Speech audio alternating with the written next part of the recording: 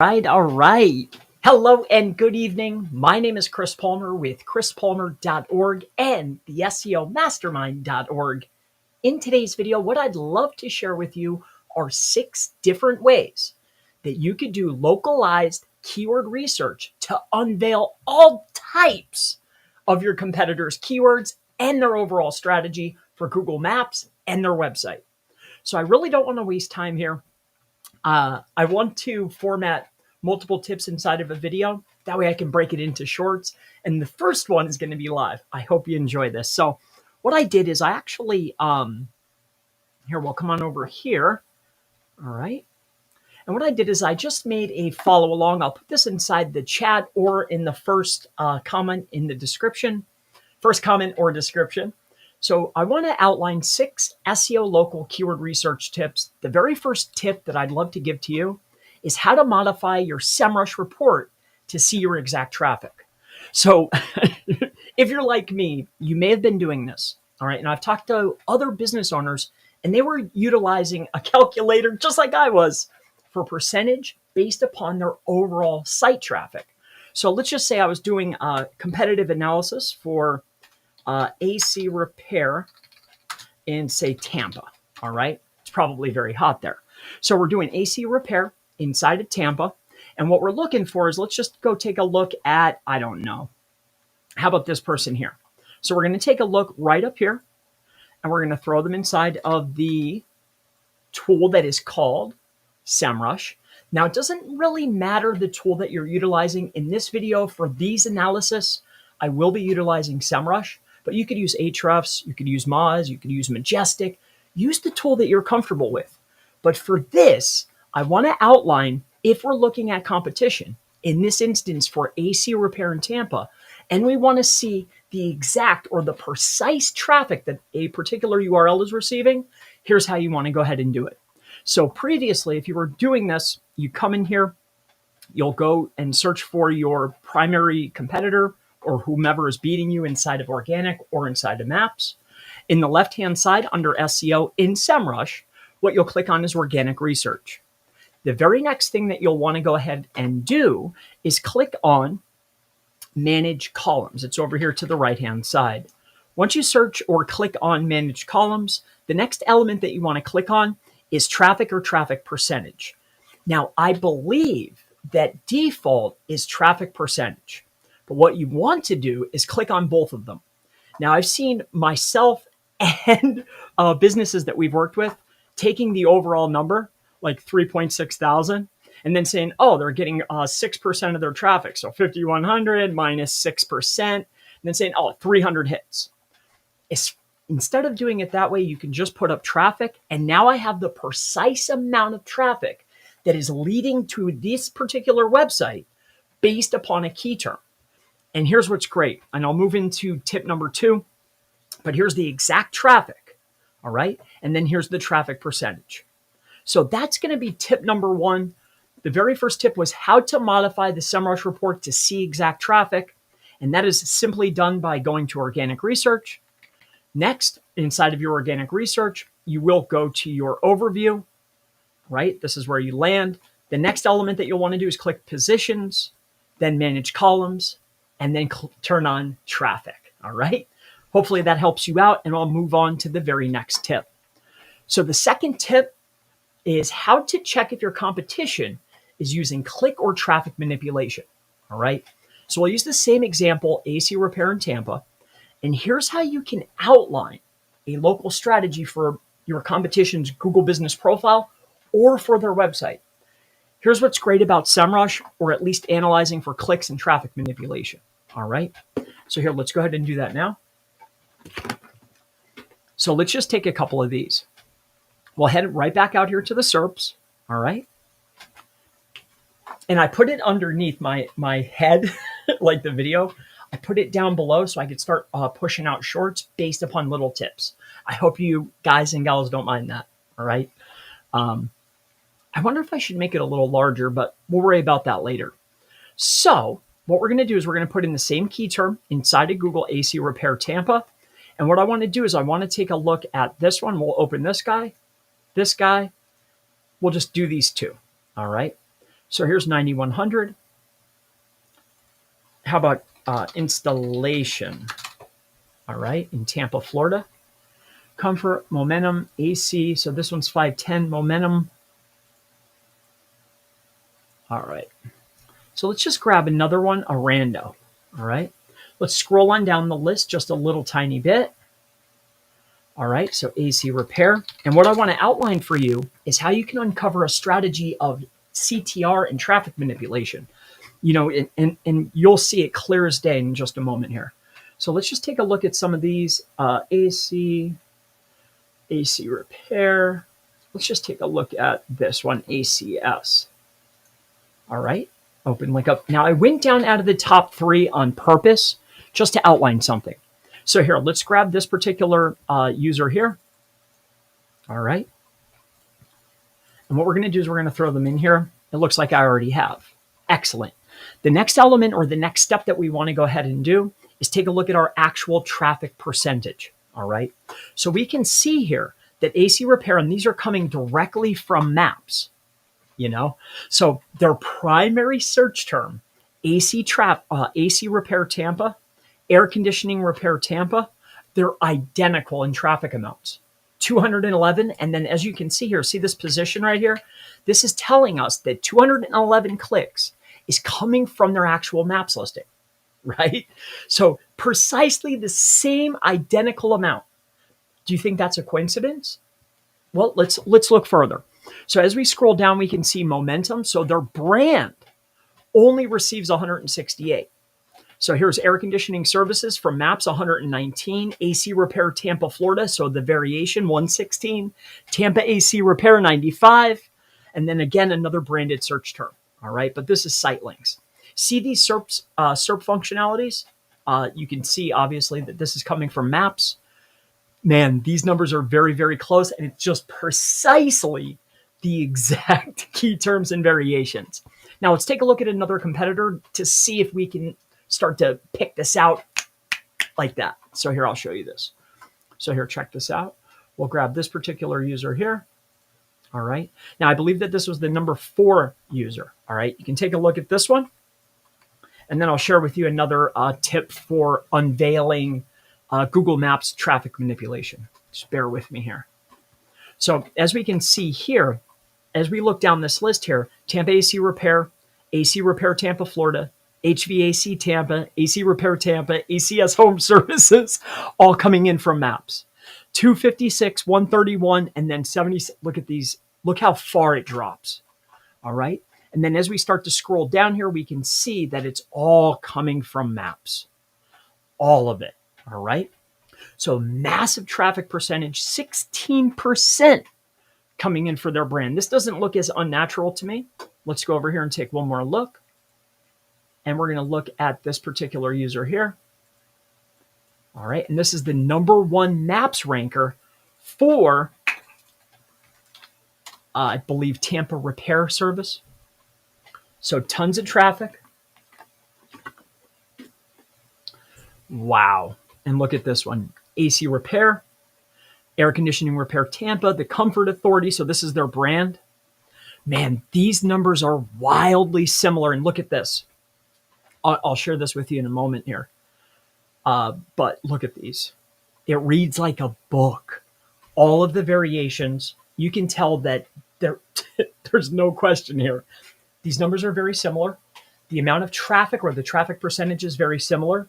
And the key term and key term variations are wildly similar with a low amount of brand traffic. Clear indication of manipulation, right? So this is one way to go about doing it. You put your competition for organic and for maps inside of SEMrush. You look up organic research. You'll have your traffic turned on, and then you can look down the list of keywords.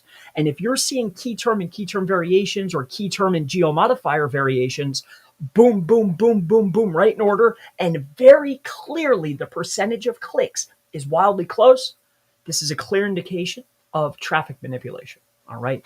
Now, I'm not saying that they are, but data never lies. All right. So there you go. And then here, just to put this in perspective, maybe we should go down just a little more. All right. So a lot of these businesses have tons. Let's just go farther back.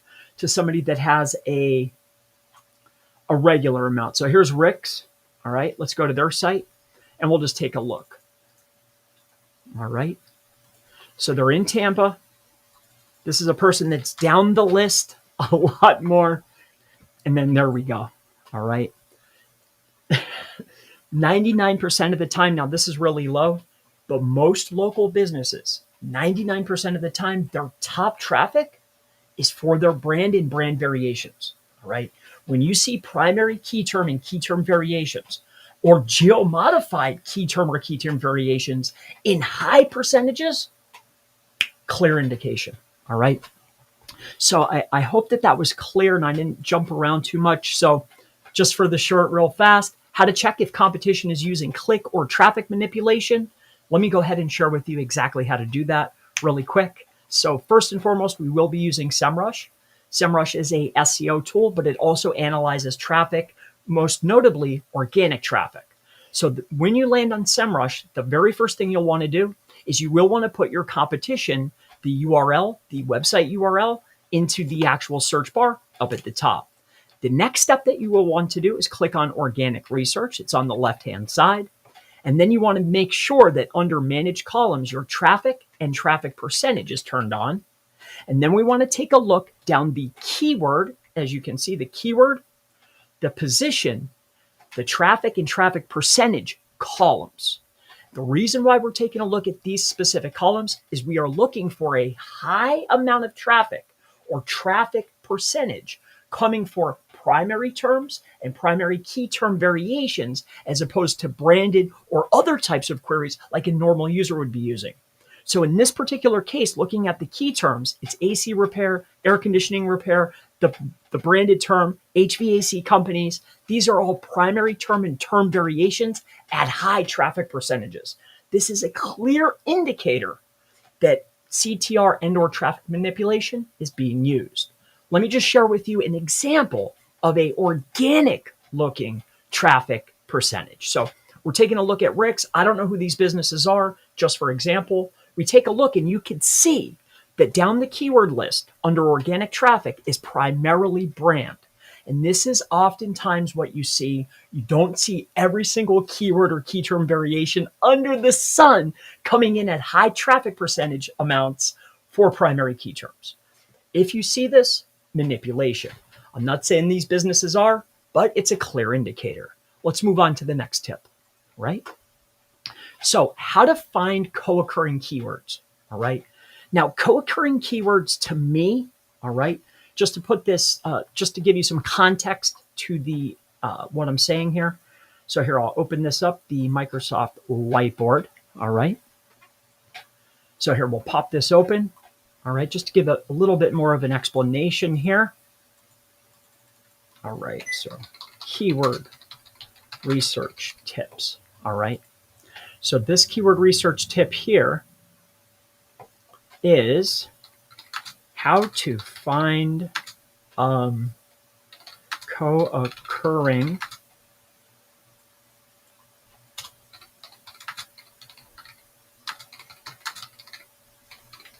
all right. So again, I'm making this for shorts. I know I'm streaming it, but it's for shorts. All right. So I'm Chris Palmer, and welcome back to Local SEO Keyword Research Tips. In this video, I'd love to share with you a tip utilizing SEMrush in order to find co-occurring keywords, aka LSI terms. So the reason why co-occurring key phrases or LSI terms are very, very important is because relevance is rank. You know, it's very, very easy for us to match and mirror when we're doing our on-page. The amount of headers, the optimized headers, word count, primary keyword and keyword variation, right? What's very hard to do is figure out what words are often talked about in what percentages when speaking about a subject. For instance, we're going to take a look at AC repair, all right? So AC repair, all right? AC repair and a co-occurring key phrase could be aircon, right? Or service, or repairs, right? These are words that often come up when speaking about AC repair, All right. These are called LSIs or co-occurring key phrases. The more of these that we have on the page, the more relevant our pages are. So I'd like to walk you through a process using SEMrush to find by volume or by amounts the most utilized co-occurring key phrases based on a seed keyword. Let me share this with you. So first and foremost, what we will want to do is head over to SEMrush. All right. Now for this particular example, we're going to go click on SEO in the left-hand side, and then we're going to scroll down the list and go to Keyword Magic Tool. The reason why I love utilizing SEMrush is because they have tons of data, lots of servers, lots of staff. They're a publicly traded company. They have all the data, right? So since they have all the data, they have all the servers, right? They have everything. Let's let them scan basically the entire web. They have a huge index, and let them tell me, based upon my seed keyword, what words are often utilized within those pages when searching for, say, AC repair. All right, are you ready? So we come inside of Keyword Magic Tool. We will type in a seed keyword. So again, this is AC repair, and I'm in the United States, so I will search US. I'll click search. Now, this is the Keyword Magic Tool, and there's two ways to search. All right. And what we're going to go ahead and do here is we're going to click on all keywords. All right. And then there is two different ways to analyze the data. There's by number or by volume. All right. So both of them are going to showcase the same exact words, just in different ways. All right. Now, I generally like to search by volume.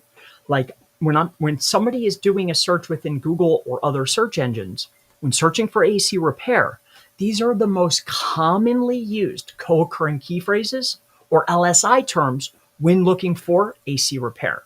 So much so that, check this out, that 54,000 websites that also mention AC repair have the word AC. Who would have thought?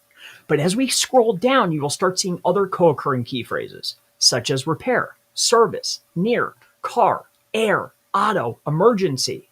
Search by volume, you get even more, usually the same ones. There's furnace, the word recharge, right? Are you with me?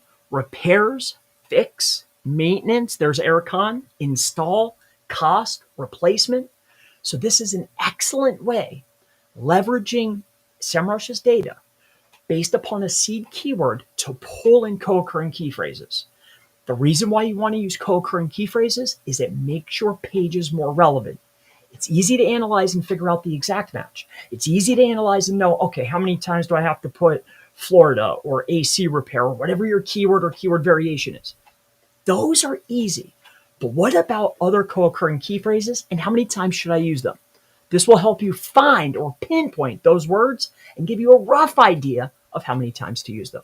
So hopefully this helps you out. This is co-occurring key phrases for more relevance, another keyword research tip using SEMrush Quick. So let's move on to the next one. All right. How to find service term variations. So this is kind of like co-occurring key phrases. All right. I guess I could just stick with the same example. I talked to, the reason why AC repair is fresh on my mind, I talked to a client. He has a new project. He was doing HVAC in Houston. He's moved to another state now. And he knows the service, but he's like, I don't know if I want to target company, service, contractor, services, repair, installation. I'm not sure, right? So what we're going to do now is we're going to find service term variations based upon our leading competition. So let me go ahead and walk you through this. So really it should be how to find the best. So that's how we'll do this. All right. So hello and welcome back to another keyword research tip video. So in this video, I'd love to share with you how to find the best service term variation key terms to target and utilize based upon your competition in maps and in organic search. So we're going to go ahead and utilize an example here. And our example is going to be, all right, here we'll get rid of these. Our example is going to be AC installation, all right, in Tampa, Florida, all right. So we will want to go ahead and go out to Google and take a look at our leading competition inside of maps and in organic search. For sake of time, I'm not going to analyze the top 3 or 5 in maps or in SERP. I'm just going to do one of each so I can outline the data for you, all right? So AC installation in Tampa, what we want to go ahead and do to find the best service term or service term variation, and if you're unsure what I mean by service term and service term variation, let me go ahead and just lay this out for you. So for instance, if we're doing AC repair, right? Do I want to target the broad match? By default, we will. Or do I want AC repair service? Do I want AC repair services? Do I want AC repair company? Are you with me? Do I want companies? Do I want contractor? Which one's best? Do I even want repair? Do I want installation? This video, this is I'm going to break this down. How do I find the best variation? So I don't want to guess. And I don't want to think that I know the best answer. I want to look at the competition, see what they're being rewarded for, and then target that and all the other variations. So let's walk through this real quick here. We're going to look up AC installation in Tampa. Better yet, we'll do repair. And then we're going to take a look at the competition inside of organic, inside of maps, and then the organic results. So what we're going to do is we're going to go ahead and take this first top performer here, copy link. We will bring them into SEMrush, all right? And I'm not sponsored by SEMrush. I don't have a link. It's just the tool that I use. I've been using it a very long time, all right?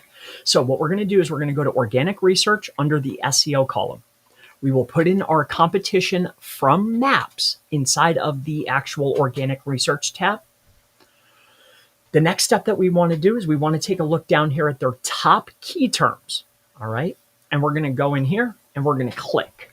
Now, my favorite is when I see a competitor dominating in maps and organic, because then SEMrush makes it really simple based upon SERP features to search and figure out, well, they're doing well for AC repair services in maps, and that's driving traffic from maps.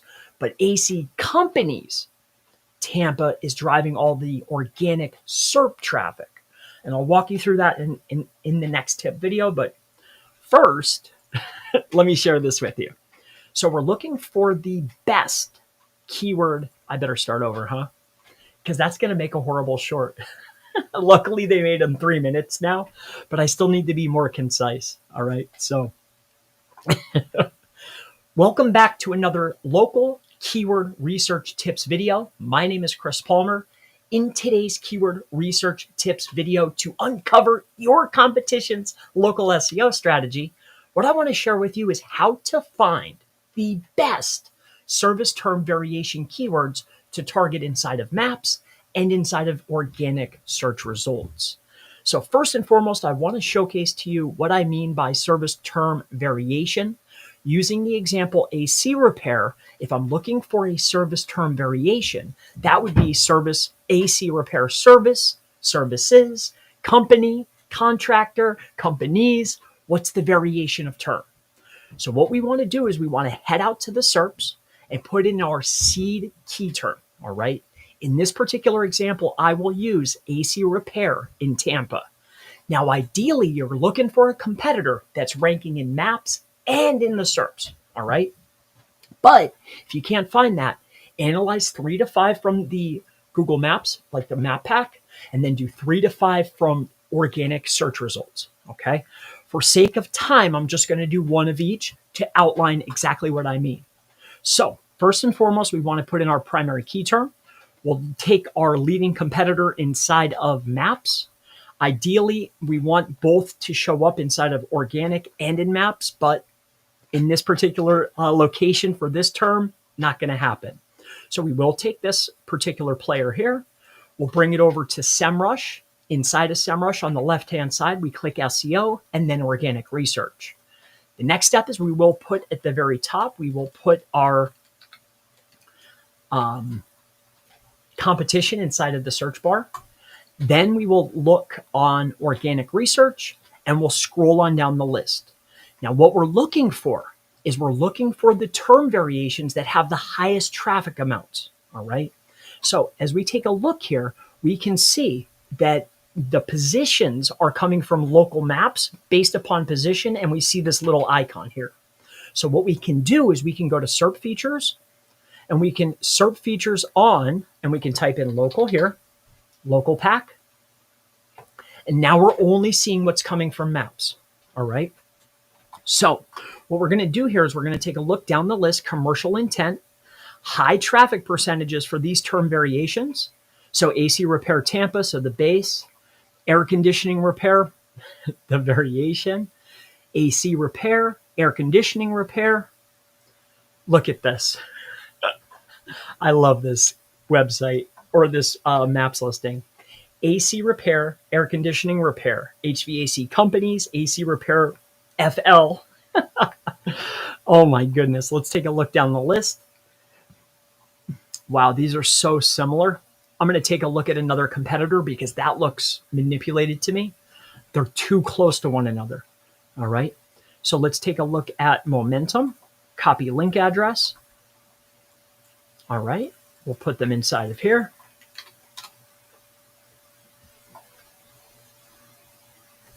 Take a little drink. Hopefully you're doing well tonight. We'll take a look down this list, 211. All right, so these numbers start to fluctuate quite significantly. And we can see service and air conditioning service. So air conditioning, AC, there's contractor. These are all high commercial intent terms at very high amounts, all right? So in this particular instance, our service term and service term variations, based upon looking at only two that we're getting traffic from maps, are going to include words like service, air conditioning instead of AC. They're also going to include service and contractor. Why? Because both competitors that I looked up had these term variations. Now, again, the first one looked manipulated, but who am I to judge, right? Looking at this, though, I love service, I like contractor, and I like utilizing air conditioning and air conditioner. Now, what the very next step that you would want to do in this particular instance, all right, is going to be look up each of those variations and make sure Google's rewarding the same exact thing, all right? So we'll cover that in the next keyword tip video, and I'll share that with you right now, all right? So that's how you look up that. All right. So now what we'll do is we'll just take a look at this. Let's look up these. Momentum. Ooh.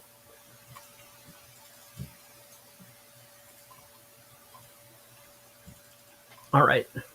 Now, before I skip over it, all right, what we're going to look up now is we're going to look up service term variations for the actual website. So these are SERP rankers, and luckily I did find a winner inside of maps and in organic. So here we're going to just put them inside of here like this. We will look up their actual site. So this is cool today. I don't know who it is. It's just an example. We'll look up positions, and then we want to take a look down here and take a look at their keyword, their position, but most notably the traffic and traffic percentage based upon the key term.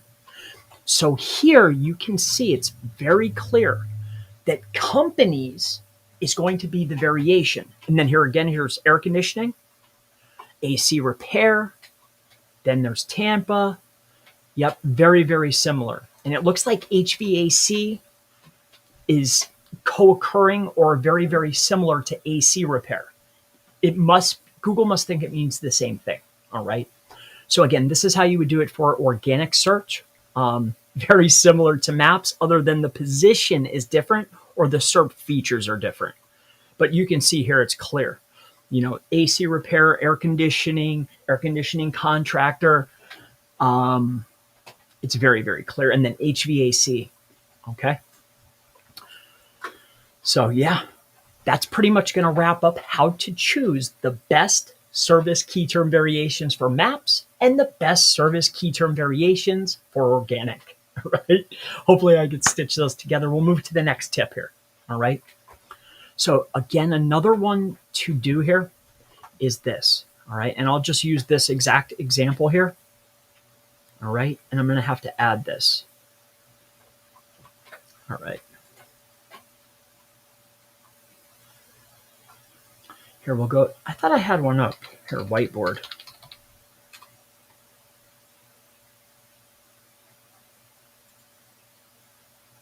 All right, watch this. All right. How many how many local service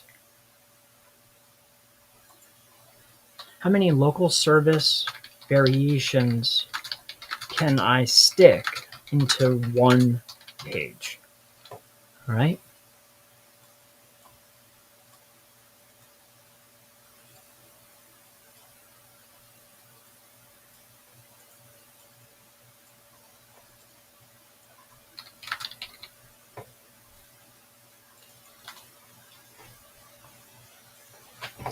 How many local service variations to add into one web page? There we go. All right, so here we go here, and bold, and we'll make this blue and bold. Why not?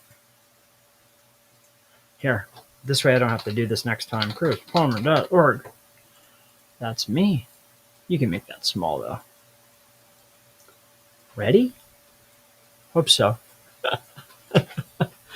All right. Hello there. I am Chris Palmer with chrispalmer.org, back with another keyword SEO research tip to unveil your leading competition's local SEO strategy, looking at keyword research. So what I'm going to walk you through right now is how many different local keyword or local keyword variations can I stick into a page. So this actually comes up quite often. So just to give you some examples, so AC repair, a repair service, AC repair contractor.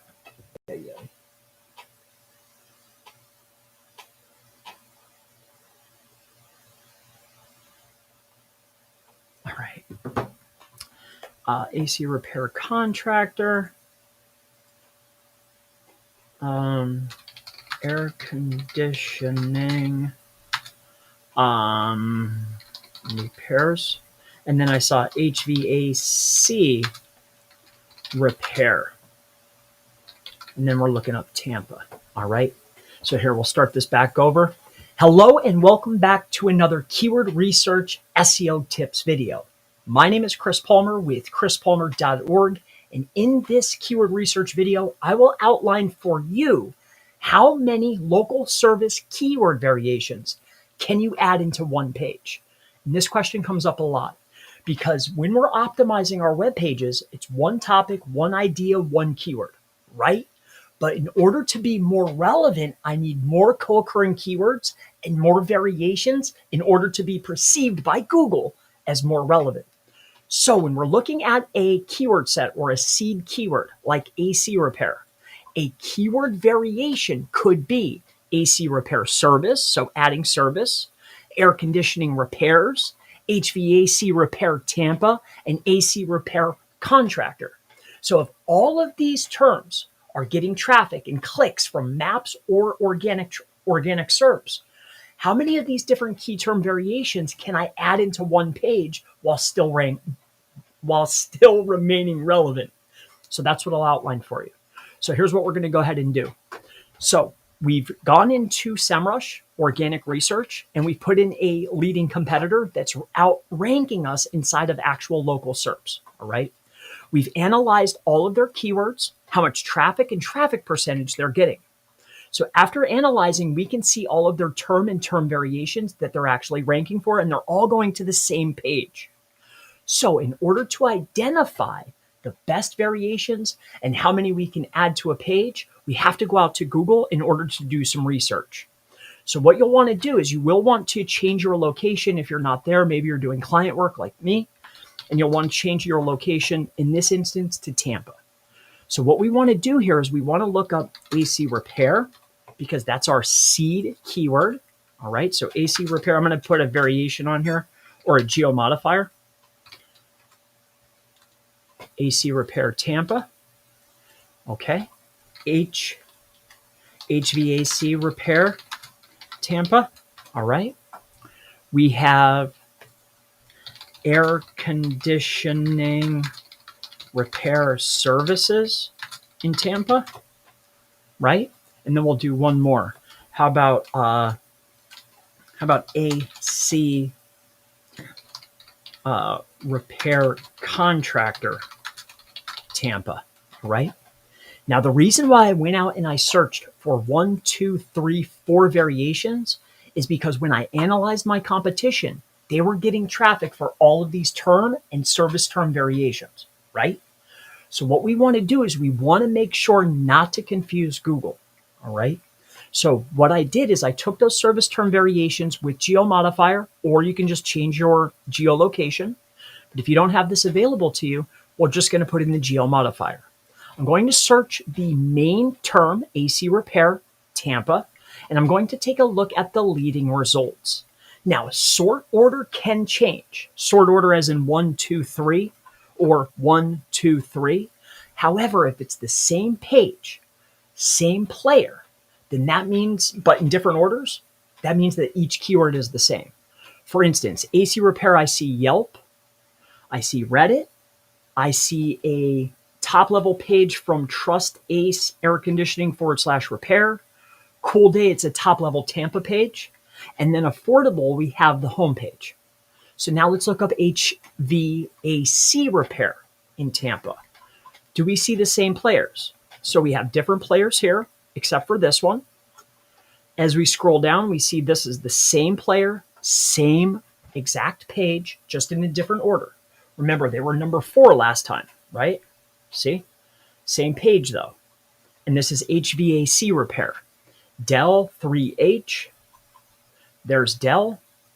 All right. 3H I do not see. All right. There's Reddit and the AC guy of Tampa. Okay. So there's that one. Now we're going to look up air conditioning repair services. So we add 2 variation modifiers. Let's take a look down our list here. So same players in maps. All right. We scroll down, we can see, oh, here's the same exact player we just saw in the last 2 SERPs. Same Yelp listing, but different sort order. All right. Here's the top level Tampa page. So what's this telling us so far? And we'll look up one more variation. So this is service term variations, how to know how many we can target within a page to maximize relevance, traffic, and leads. So when we want to figure this out, we look at our competition, what service term and service term variations are driving traffic to our competition in maps and organic. We make ourselves a list of the service term variations, just like I did here, right? And then what we want to do is we want to actually do a search from the location or geo-modify the location to see, is Google showing the same sites, same pages? They might be in different order, but if it's the same sites, same pages, that means that AC A/C repair contractor, air conditioning repair services, AC repair, and HVAC repair are the same thing. So what this tells us is we can add each of these term and term variations to our pages and not confuse Google. We're just going to be more relevant and we'll show up for more queries. So this is how you know what are the best variations and which ones to utilize and how many you could stick into a page. Hopefully this helps you out. So the next tip that I'll give to you, all right,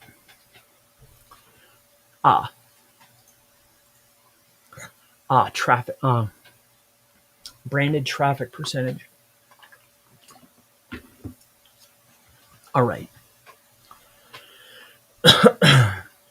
Hello there, I am Chris Palmer, back with another local keyword research tip. So in today's tip, what I'd like to share with you is how to find branded keyword traffic percentage of your leading competition. And here's why it's important.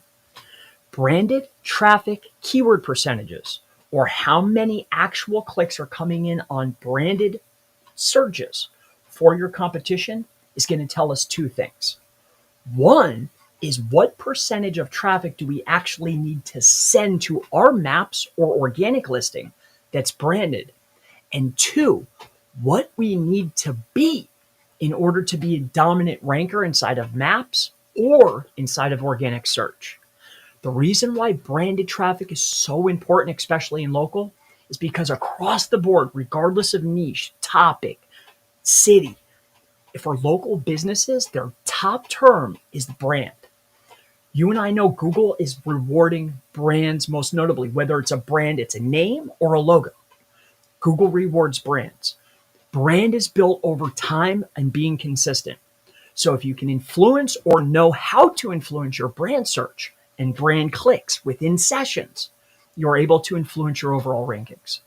So understanding what percentage not to go over, wildly important.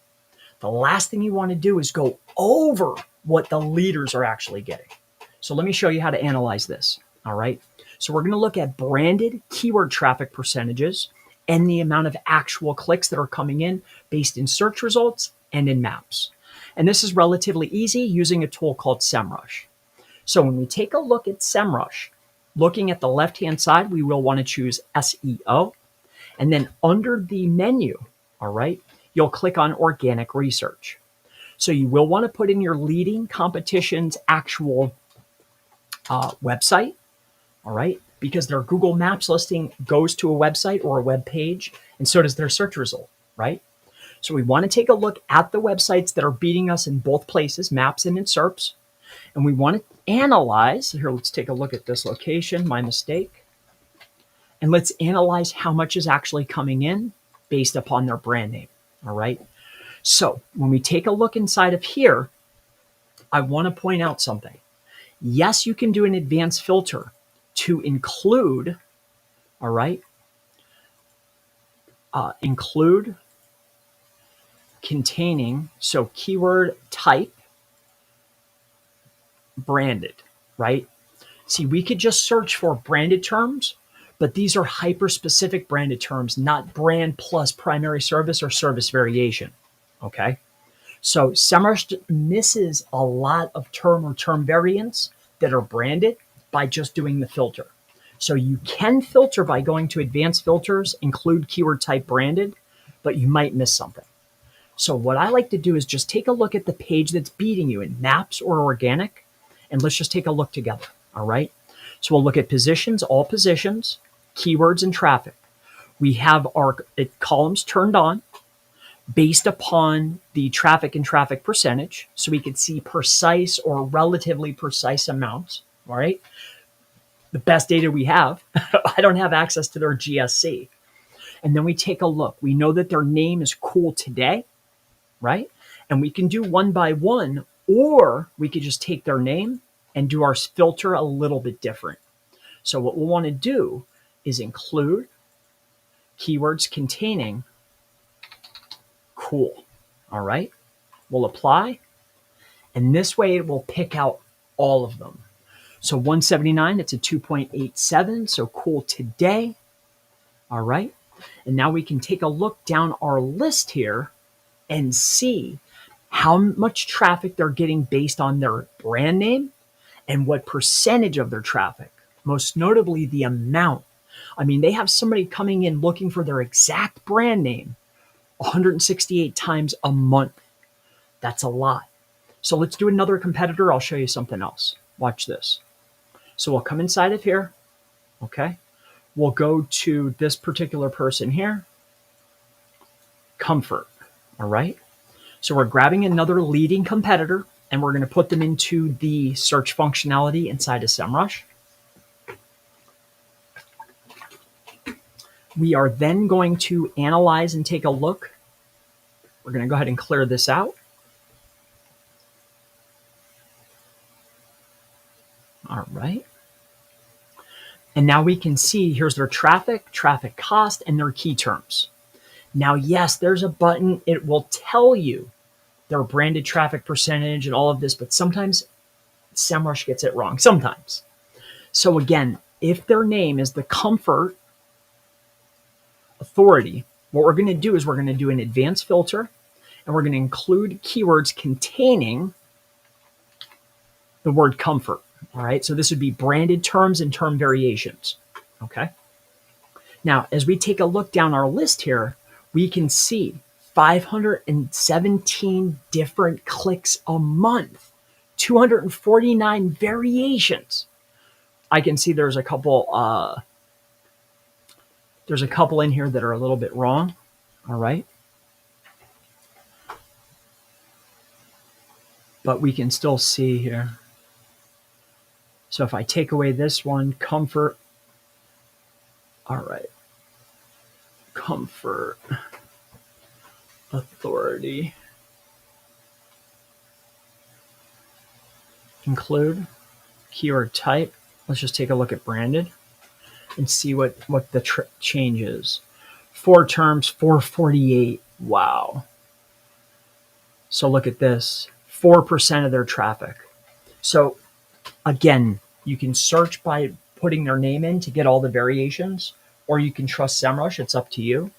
But as we can see here, look at this, 4 separate term variations for their brand name, and it's 5.6%, or 448 clicks a month searching for their brand name. Insane. So we know that, hey, about 6%, 6% of our overall traffic we can't go over 6% of our overall branded, because leading competitors aren't getting more than 6%, right? Again, same exact example. If we go back to this other person, all right. Oh, I don't know why it's moving slow. We come inside of here. We look at our advanced filters. All right. This is someone else. I just clicked back. We're going to do an advanced filter. We're going to do containing, keyword, type, branded, and apply. Okay. So we can take a look down this list here. We can see, look at, do you think it's a coincidence that it's very, very close to the same percentage as the other player? Both of these players are winners, and they have almost, I believe, identical amounts of traffic percentage that's branded going to their sites. Coincidence? Maybe. But you'll notice amongst the winners, a lot of them have very, very similar traffic percentages for their names. Okay. So that's just a small insight on how to find how many clicks should be branded or what percentage to fall underneath. You don't want to go over. So with that being said, I'll share with you the very next tip. All right. So the very next tip, all right, here we'll do another one. So hello and welcome back to another keyword research tips video for local SEO. So my name is Chris Palmer, and in this video, I would like to share with you how UTM parametered URLs show the exact traffic coming from maps. All right. This could be good or bad. It's completely up to you to decide. I'm just going to outline this for you. All right. So what we're going to do is we're going to take a look at a competitor for a term. So we're going to use the example. Let's just use an example, AC repair in Tampa. All right. So when we take a look at AC repair in Tampa, we are going to take a look at this particular website here. Copy link address. Okay. We're going to take a look at this leading competition that's ranking in maps. We're then going to throw them into SEMrush. That's go to SEO, organic research. We put their base URL inside of SEMrush. All right. Now, what I want to outline for you is how you can undermine their exact Google Maps traffic just by viewing their main website inside of SEMrush. Now, SEMrush makes it easy because they show you the position in which the keyword, the traffic came from. I'll share this with you right now, but see how it says position and there's a little map icon here? Well, if that position icon wasn't there, or if they weren't using, let's just say maybe they're pumping traffic there and it doesn't show up here, this is how you could see it. You know, we stopped utilizing the UTM parameters because we're able to track what's coming from actual maps through Google Analytics.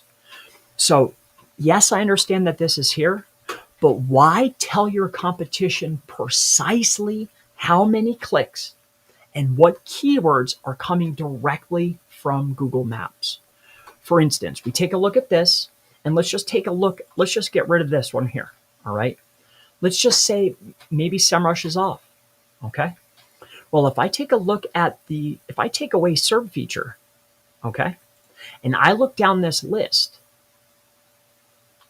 I can see, look at this, Google UTM. So this is directly from Google Maps. And I can see that 396 clicks are going to this homepage based upon this search term, right? Again, here's another one, directly from Maps, 396 coming in for this search term. And then look down the list. So here's this one here, the Comfort Authority. This is a branded search, not coming from Maps. This is a site link. HVAC companies, look at Maps, Maps, Maps. Are you with me? So why just lay it out on a plate, a silver platter for your competition? This isn't the only tool that pulls this in. Yes, I know there's a position here and they have a cool icon. But let's just say that goes away, or maybe it's not working, or the functionality is not right, and maybe it doesn't pick up everything. A way to know for sure is just by searching this parameter right here. You don't want to give this to your competition, right? I don't need to tell my competition precisely how many clicks and for what keyword I'm getting traffic for, right? Because now if I wanted to come in here and rank for AC repair in Tampa, it's not hard for me to understand what is driving the traffic. Let's just take a look here. Let's grab this. Let's bring it up here. All right. And let's just see. All right.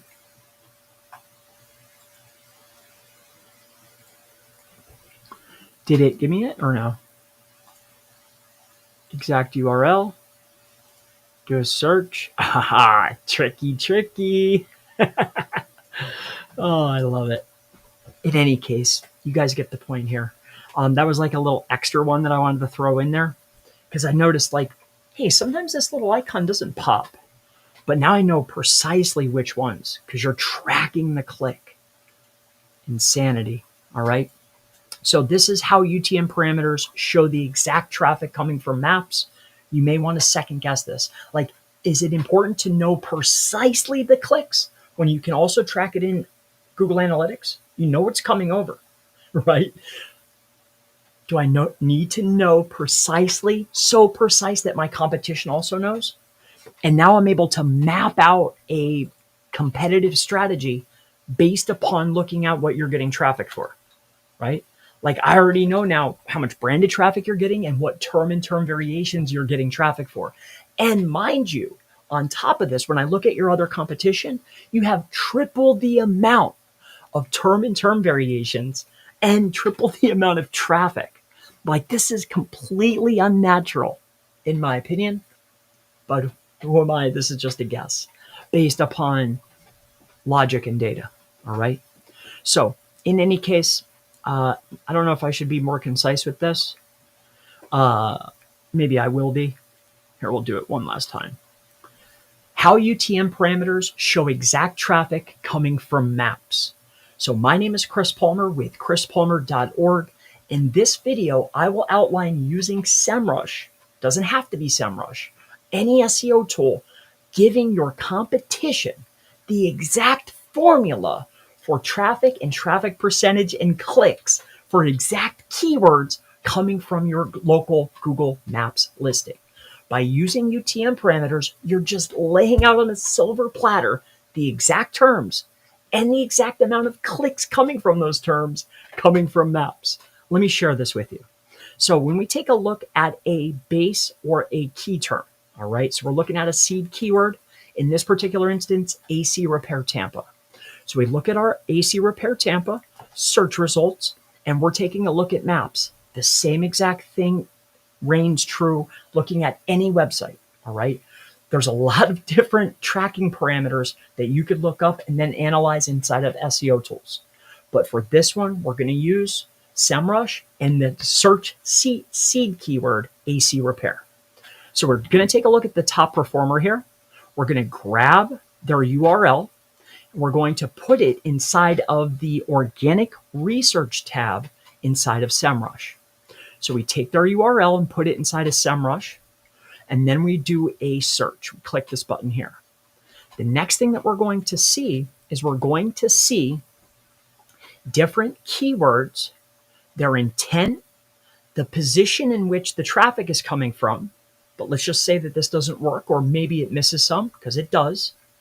And on top of that, we could see the precise URL and the estimated precise amount of traffic. So we can look down the list and say, hey, the primary key term and primary key term variation just so happens to have the exact amount of traffic going or coming from Google Maps. As we scroll down the list here, we can see their branded traffic, but that's not coming from Maps. But as we go down, HVAC companies directly from Maps, 218. AC Repair Tampa from Maps, the same exact number. Air Conditioning Repair Tampa, same exact number, right? Tampa AC Repair coming from Maps, 178, very close to this number.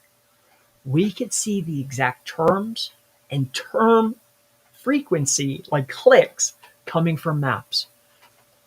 In my opinion, there is no reason to lay this out for your leading competition, but this is how you can analyze the exact amount of clicks coming from Maps without any shadow of a doubt, because you've added a parameter to track clicks. This can be done without this parameter and without giving your whole play to your competition. Hopefully this helps you out, and I'll see you in the next one. Bananas. Okay. So I think I did them all.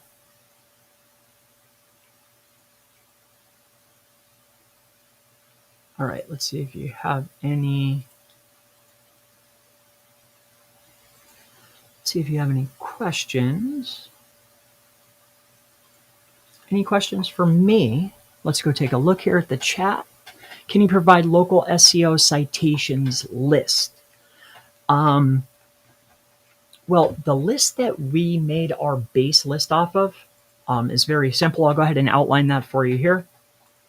All right.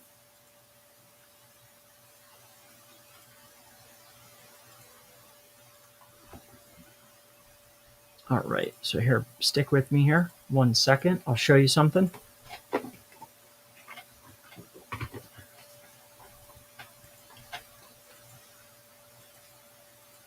Okay. Hello there, my name is Chris Palmer with chrispalmer.org. And in this SEO short, I'd love to share with you how to curate a master citation and directory list based upon a generalized list that a leading citation and directory provider has coming directly from their site. So you can do this with any site, with any outbound list, by simply looking up anybody that has outbound links. So here, let me share this with you. So the question comes in from I'm doing a live stream here. He says, hey, can you share a list? Well, my base citation and directory list, I wanted citations and directories that everyone agreed upon that these are general directories. So I looked out into the marketplace at some of the longest standing directory and citation providers, right? So if you look up USA local directories, right, or citations, and you scroll down the list, you can see a lot of different services out there. But one stands out that's been around forever. So here's what I did to curate a list, and this is what I would recommend for you. This way, you can have something that these are general directories. It's a curated list from one of the longest standing providers. All right. So they'll do it at $2 a unit, or you can do it yourself. And what you'll want to do is go ahead and go to SEMrush or Ahrefs. You can type in this site or any other. Okay. So for this instance, we're just going to put them into the search bar. The next thing that we will want to do is take a look at the backlink analytics inside of SEMrush. Next, you will want to take a look at outbound domains. All right.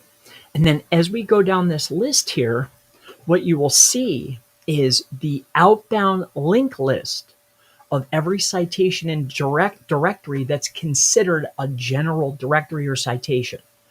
Now, if you take a look here, I think there's 3,700 of them. All right. You can search them by category. All right. So this is link profile category, but here's 3,700. And this isn't the only site you could do this with. And this isn't the only tool you could use. But that's how I would get the list. That's how we got one of our base lists, by looking. All right. Another way of doing this is if you have a competitor out there, let's just say that you're doing car accident law in Houston, okay, or whatever your niche is, whatever your keyword is. Take a look at some of your leading competition, okay? And what you'll see is if you go into their websites and look up their backlink profiles, here, I'll show you something here quick. So let's grab one that's been around like this, copy, go here, okay? Put them inside of here. Now you're not going to do outbound, but what you can do is you can come inside of here, grab a leading competitor based on key term, not just one, but numerous. And then what you want to take a look at is you want to take a look at the referring domains, and then you want to click on no follow. All right. So the vast majority of the time, citations, directories, and noteworthy websites are going to be no follow. So when you take a look here, you can see what PR service they're using, what social medias they have, and what citations and directories are in the forward-facing index, the search results, all right? And this is how you could curate a niche-specific list based upon the sites that Google's rewarding. So I'm going out to the niche, searching by key term. And remember, each key term that you want to win, for instance, check this out. So if I'm in Houston and I'm a personal injury lawyer, well, personal injury lawyers do more than one thing. They do car, they do truck accident lawyer, Houston, right? They also do what? Personal injury lawyer, Houston, right? I think personal injury lawyers do 20 or 30 different, practice areas. So with that being said, even though we're personal injury and we're in Houston, these are all different SERPs. And yes, you might have a lot of the same players, but there might not be. So what we want to do is look up each individual service plus service location. So if you're in Houston, but you also service Austin or Fort Worth or Dallas, look up each term in each location. Find your winners in maps. Like if you have a map listing, find the winners, and then find the winners in organic. Make yourself a list. Go to the next service in the same area, do your plus your other locations. Make a list of different players in each of the cities for each of the services, all different. And then go through one by one, looking up their referring domains based on no follow. And then you could curate yourself a master niche specific list. All right. One more helpful hint. Another way of doing it, I'm not going to tell you the exact directory because this was a gem, but I'll put you on the right trail. Sites like Better Business Bureau, how they categorize based upon industry, right? That's all I'm going to say. If you go to a Better Business Bureau, or if you go to any site like that, like a Yelp, a Better Business Bureau, an Angie's List, they're curated by industry and location. This is a way to grab a list of the players based on a keyword and do a bulk analysis and then export the no follows. Then I can make my list even faster. I got one more for you. You want to know another one? Here. All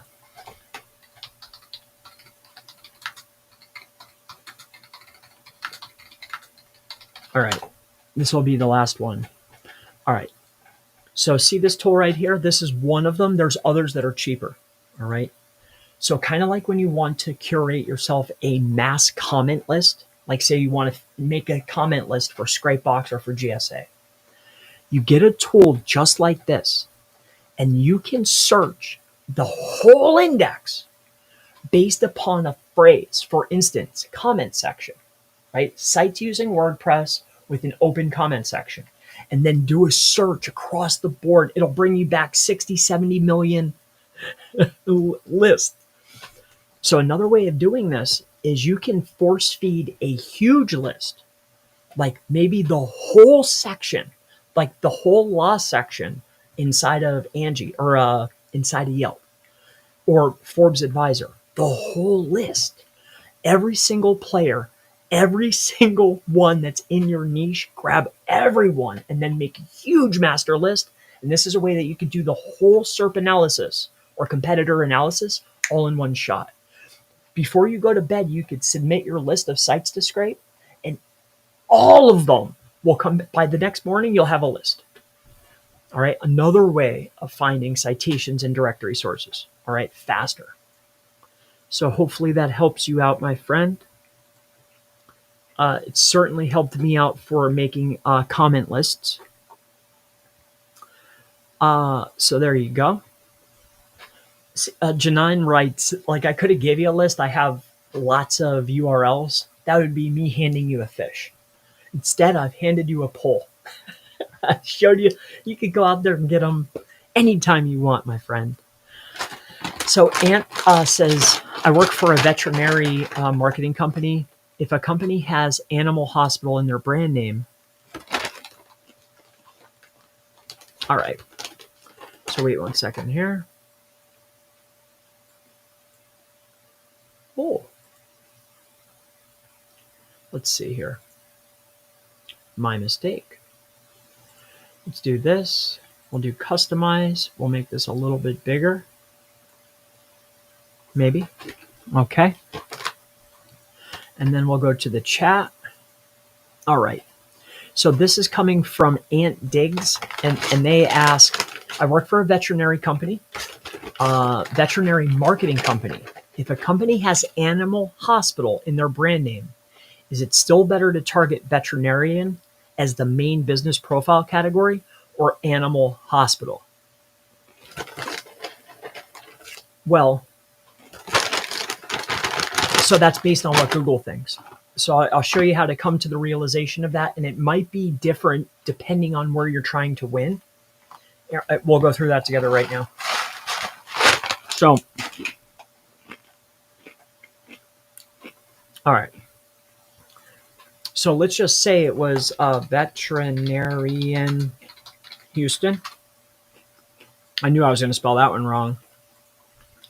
Or what was the other variant? Veterinarian. And then this one was animal hospital. All right. So animal hospital Houston. All right. So you're asking which one's going to be better? When in doubt, have Google figure it out. That's a catchphrase from me, right? Like when I'm in doubt, I just go ask Google and show the results. And then you generally, sometimes when I'm really in question, I'll change my geolocation with GS location changer or whatever tool you're using to the area, and I'll do it without the geo modifier. All right. But what we're going to look at is we're going to say, hey, we want to win in Houston. Which one's best, right? So we would take a look here. So we could see Gulf, Virgie, Sunset, Veterinarian, Houston, Humane, Heights, Gulf, Sunset, Virgie, Gulf. All right, so Gulf is a winner. Sunset, okay, so same players. Houston, Veterinarian. Okay, so in this instance, veterinarian and animal hospital, we want to optimize our sites and our GBP profiles for really both. Now, when I look at these, I don't see a ton of search volume, and I don't think anybody's betting on these terms, but to Google, they mean the same thing, at least in Houston. So that's the process of looking that up. You know, if you want to decide, the only other thing that I might do is I would take one of these players, like, see this golf person here? They're winning for both variations. Now, another way of going about this is when you're lucky enough to have a winner in maps and organic, you could go ahead and pull them in like this. And we're just going to go take a look. We'll go to organic, just kind of like what we just covered. Go to organic, look at their top key terms, and then you can see veterinarian is a clear, undeniable winner. The vast 50% is veterinarian. So I would still tune for both because Google thinks they're the same thing. Plus, different term variations are really just different people's intents.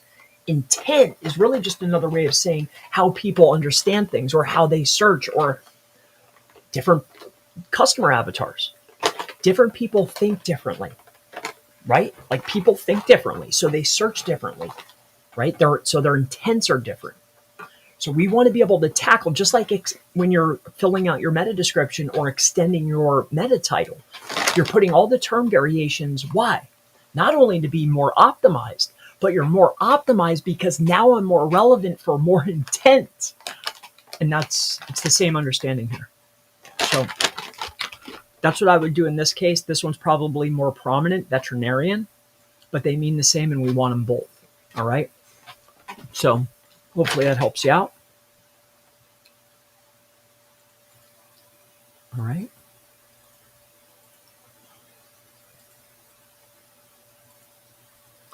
Alrighty then. All right. So Majestic, hey Chris, would you recommend Just Junk as a template site for a junk removal business? Elvis C. Majestic, should those keyword variations be separate landing pages?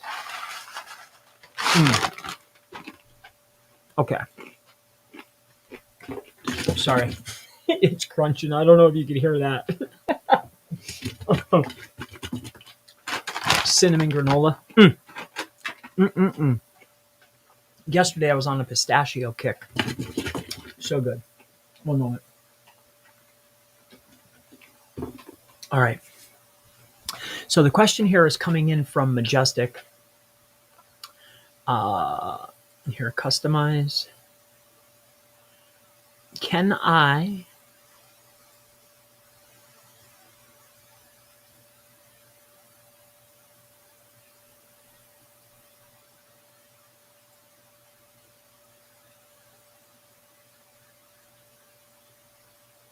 remember, I want these for, how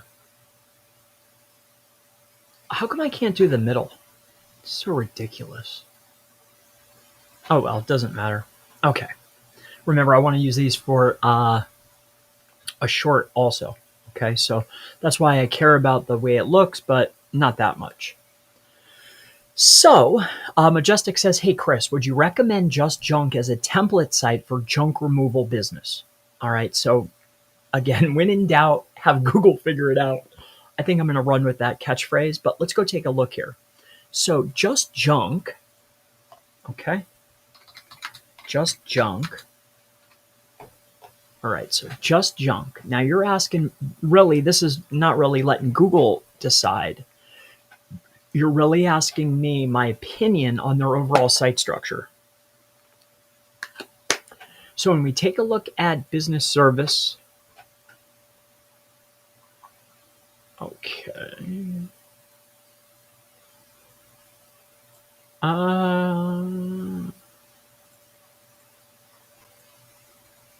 What we remove. All right, so furniture. So how it works. So what we remove is their primary area. So what we remove is a top level page. And then they lead to a each individual page. Okay. And then if I click on a location, okay. So hot tubs, I scroll down,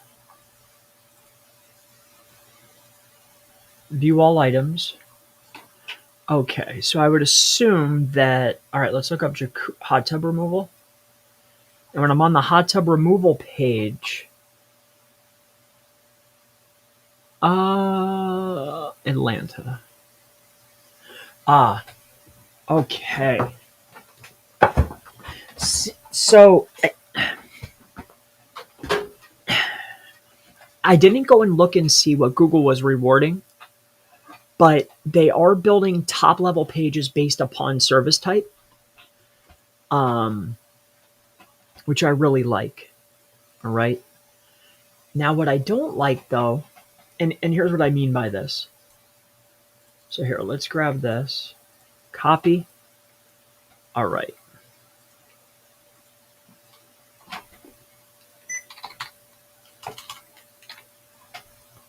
Just junk.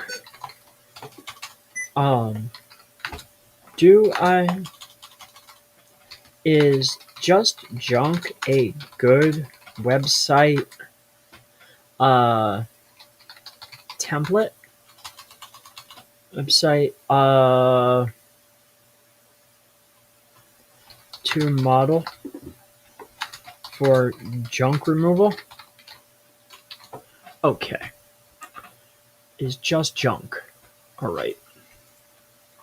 So that's the question. Is this a good base? Is just junk a good base template for a junk removal website? Right? So here's my only problem that I see. All right. So when we take a look, we can see they have their homepage, right? It's a homepage, which is going to be branded, I would assume. Okay. So we have a branded homepage. Let's take a look here. Just junk.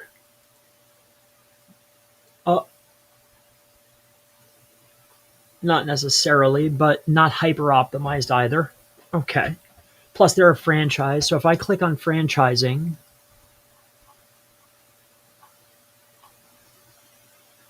they don't link to their franchisees. Reviews, best services, careers, facts. Okay. So what we remove, and then we take a look at so this must be their top stuff, furniture. Then when I'm on furniture removal, do they talk about locations here? Let's take a look. No, they do not. Okay.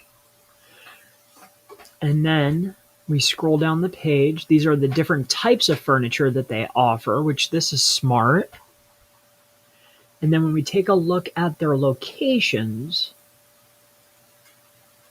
Alpharetta, Georgia, it always leads to a top level page. So junk removal, Alpharetta.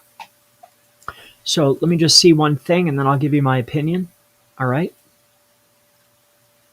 So junk removal, Alpharetta, GA. All right, there's J-Dog.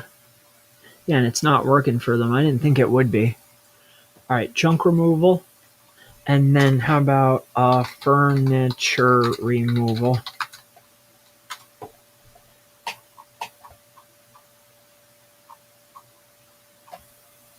Yep. Yep. We might get lucky. Yeah, I don't. So, okay. So here's the problem in what I see. So each and every one of these pages, I'll break down the analyzation and then what I think about this. So when we're taking a look at this based on the question, like, do I think that this is a good template for junk removal? They started off on the right path. So their homepage, I think, should be more branded, right?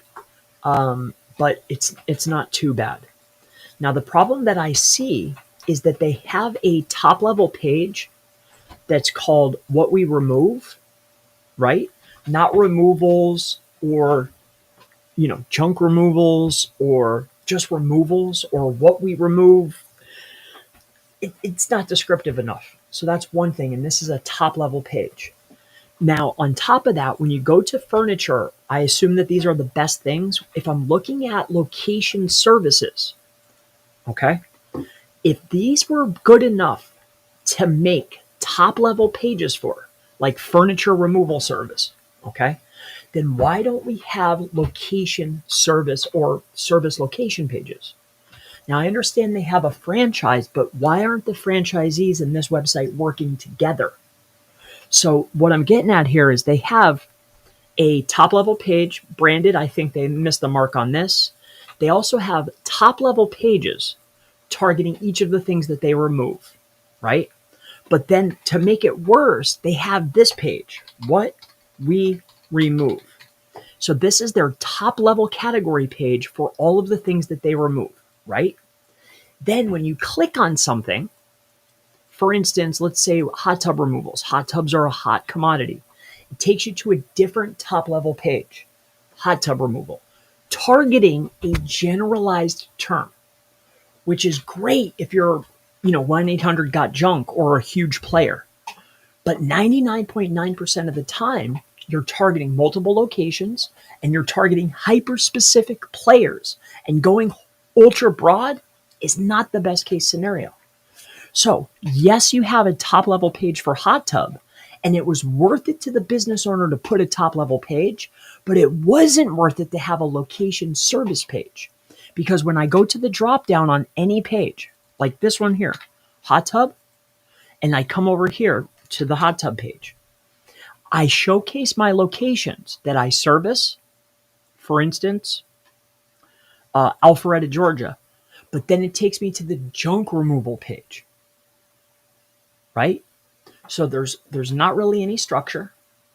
On top of that, I don't have any service location pages for things that are important. Obviously, what we remove is important. Junk removal is your top term, but then what is next most important? Your furniture, your hot tubs, your pallets, right? Your exercise equipment. If it's worth having a top level page, then you should also have a service location page. The last piece of it is there's each of the top level pages that you land on are informational based. And this could be good and beneficial. But the problem with this is if I'm coming inside of here and I'm using this strategy, watch this. I go to furniture, I go to the locations. They even use this strategy for their location service pages. Watch. Look at this. I'm on junk removal in Atlanta. Junk removal, how, information, about, information that's about the brand in Atlanta, eco-friendly disposal, okay, co-occurring, free estimates, what we remove, what we pick up, other services, they're going very, very broad, not hyper-specific. I dislike this structure immensely, and those are the reasons why I could go on for days. If you're doing franchise, that means we're all working on the same team. Me as the franchisor, I want to help my franchisees with success. Digital success is just as important in as the physical, right? I need people to find me. So I'm not a fan of this. They could have done it a little bit better. All right. So they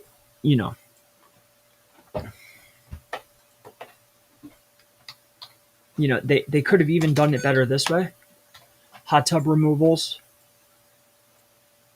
right? So no matter what, I would have a junk removal in the city. So let's just say it's Alpharetta. Within that page, I would link to hot tub, furniture, all the things that we offer. I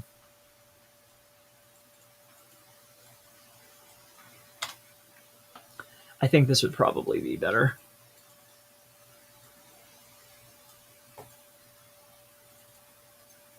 Now, I might have spelled this wrong. Don't get me,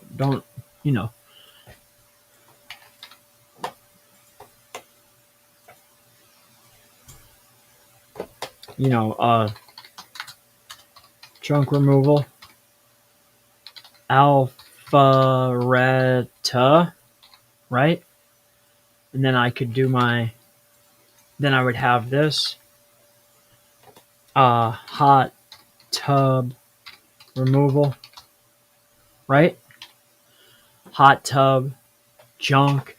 This way, I built structure based upon location first, then I'm showing equal importance to each of the things that could drive traffic, and my internal linking could be crazy. I could say, hey, I'm just junk. I'm a junk removal company that also franchises. And I operate / in Alpharetta. Most notably in Alpharetta / I do junk removal, I do hot tubs, I do furniture, I do line them up. And it's not like I have to keep creating unique. And if you take a look at our friends at 1-800, if I'm not mistaken, they followed Mr. Palmer's recommendation. Not that I ever talked to them. But, I mean, let's take a look here. But it doesn't matter. That answers the question. No, I don't like it. They could do it better. We outlined how, in my opinion. But that's that. PPF, should those keyword variations be separate landing pages? No. Those key term variations, what I was outlining, was a way to make a page more relevant and rank for more key terms. Over the course of time, really, once you get past month 1, month 2, month 3, you lay out your primary service pages, you do your 7 or 8 pieces of informational content, you're doing your link building on a monthly recurring basis. But once you have those pages up and you're doing link building, where else do you go? How else do I provide value to a client? Or how else can I extract more value from organic search or maps? Well, it's called keyword gap analysis. So the thing that you're always doing consistently is adding more terms to the page. This accomplishes 2 things. 1, it makes a page more relevant, but 2, it's also giving me more opportunities to rank. So you don't make separate landing pages to confuse. Like looking at our example, AC Repair Service Tampa and HVAC Service Tampa or HVAC Repair Tampa, they're the same thing. So even though to a human being, they're different, to Google, they're the same. So if I had 2 pages, I would compete and cannibalize. Instead, I add both terms, and then I'm able to rank for both. So you can do it from the beginning or keep doing it every month. It's called a page refresh or a keyword gap analysis. You're adding more terms, becoming more relevant, extracting more traffic. Now, the way you decide how many terms, for instance, here, this is the question that I get a lot, right? Remember when we looked up our base term, AC repair? The reason why this is the seed term is because it's based upon volume. There's the most searches for AC repair, Tampa. And then you start adding primary key term variations like service, services, company, air conditioning, repair, Tampa, right? You can put air conditioning, you could write Tampa, you can write Florida, you could write FL. How you determine the sort order is based upon volume. This is your base set. So when you look up this term, you have number 1 ranker, number 2 ranker, number 3 ranker, correct? When you look at their pages 1, 2, and 3, and that's also in maps, you're looking at their page density. How many times did they say the term AC Repair Tampa, right? Because what you'll notice is if I look up AC Repair Tampa and AC Repair Service, or better yet, air conditioning repair Tampa, these 2, yes, Google shows me the same websites, the same pages, but what's different? The sort order, right? Because if I have, Chris Palmer's AC, and then I have number 2, John's AC, and then I have Huey's AC, right? For AC Repair Tampa, this is the sort order. I go and I look, well, how many times did they say AC Repair Tampa? I add that to the page to be competitive for that term variation. But then I look down here at AC Air Conditioning Repair Tampa, and I could see number 1 is actually Huey. Number 2 is actually John's. And then number 4 is Chris's, right? Well, now when I go and look up air conditioning repair, the word air conditioning really is the variant. I'm looking at Huey. I'm looking at Huey's site to determine how many times did he say the word air conditioning? Oh, he said it 6 times. Well, now I'm relevant as the top performer for that term. Hopefully that makes sense. And that's how you determine that. And how you determine your seed set is based on volume. The only way I would switch this, that volume would be lower, is if CPC value is sky high, right? If I'm looking at a term variation, like AC repair contractor versus AC repair, and contractor's 26 bucks a click, and AC repair is $1 a click, and this one right here has 1.2 thousand, and this one down here, like contractor has 720, I'm going to go with contractor. The primary optimization will be based upon contractor, right? Because I want a high CPC value, just indicates to me that there's more commercial value. So like, what's more valuable? Higher commercial value or a higher betting rate just means that I have a higher probability of converting. It's worth more time, more effort, more money, right? It's worth more to me. Hopefully it helps you out. Great stuff, Chris. Do you have local SEO training or courses? I have masterminds that are specifically there to give discounted time to help individual business owners. So I have a testing group. So I can test ideas and thoughts and get feedback. That's the testing group. And then I have a group coaching, or really it's group consulting, where each individual business owner, I'm giving you specific training, or courses that are for you, right? Just selling the courses, I don't,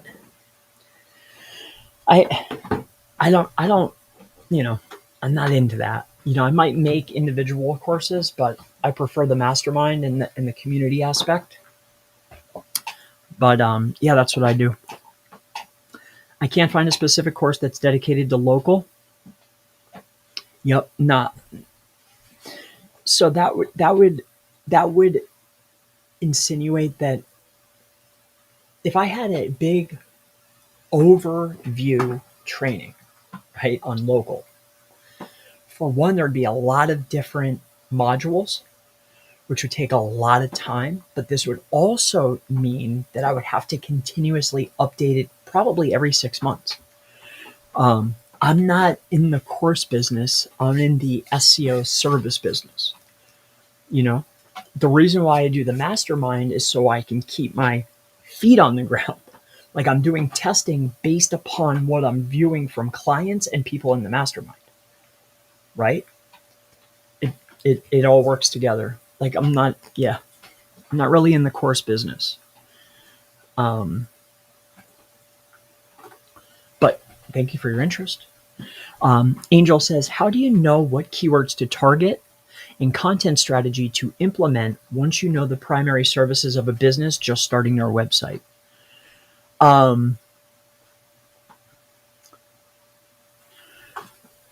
Okay.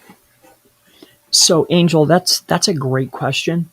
And here, let me give you an outline. So no matter what, every business that comes to you or comes to us, well,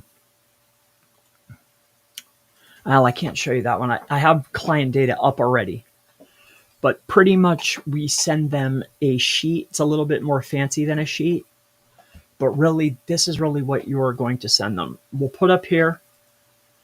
This is pretty much it right here, and I'll break it down. So first and foremost, it'll be like a client website, something like this, dash, and then there'll be a number, like SEO dash, whatever the number is, whatever client form it is, right? So this right here is going to be the service tab, and then this right here will be the location, okay? Pages.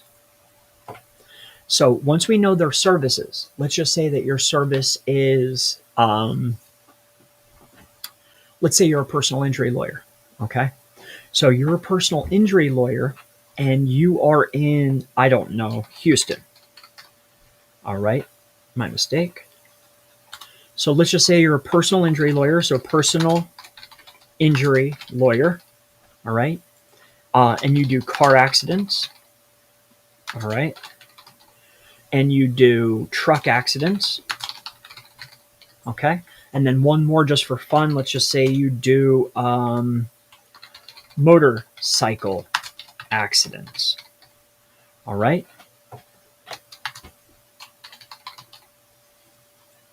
All right.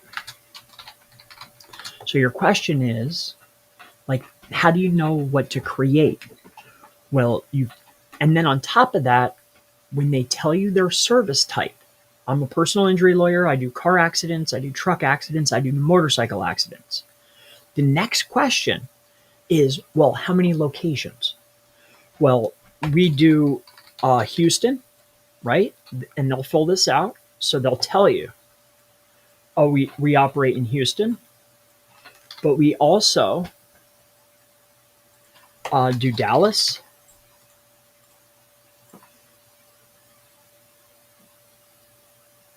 Okay. And then we also do Austin. Okay. Just for instance. So we have 3 locations. All right.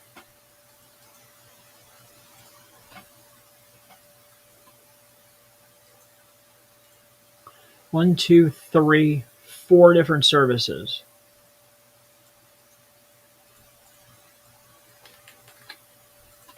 All right. All right. All right. It probably did something like this. Okay. And then we would have, here, I'll show you this right here. Words, right? I'll give you the base H tags. All right. Terms. Okay. Entity. Okay. One more. And then this would be variations. All right. So this is very, very similar to what we do internally. And this is how we decide. So personal injury lawyer, car accident, truck, motorcycle, these are the 4 services.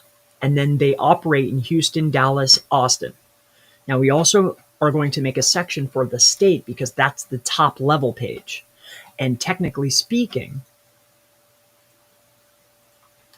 this would go up here. Okay. So we would have state, we would have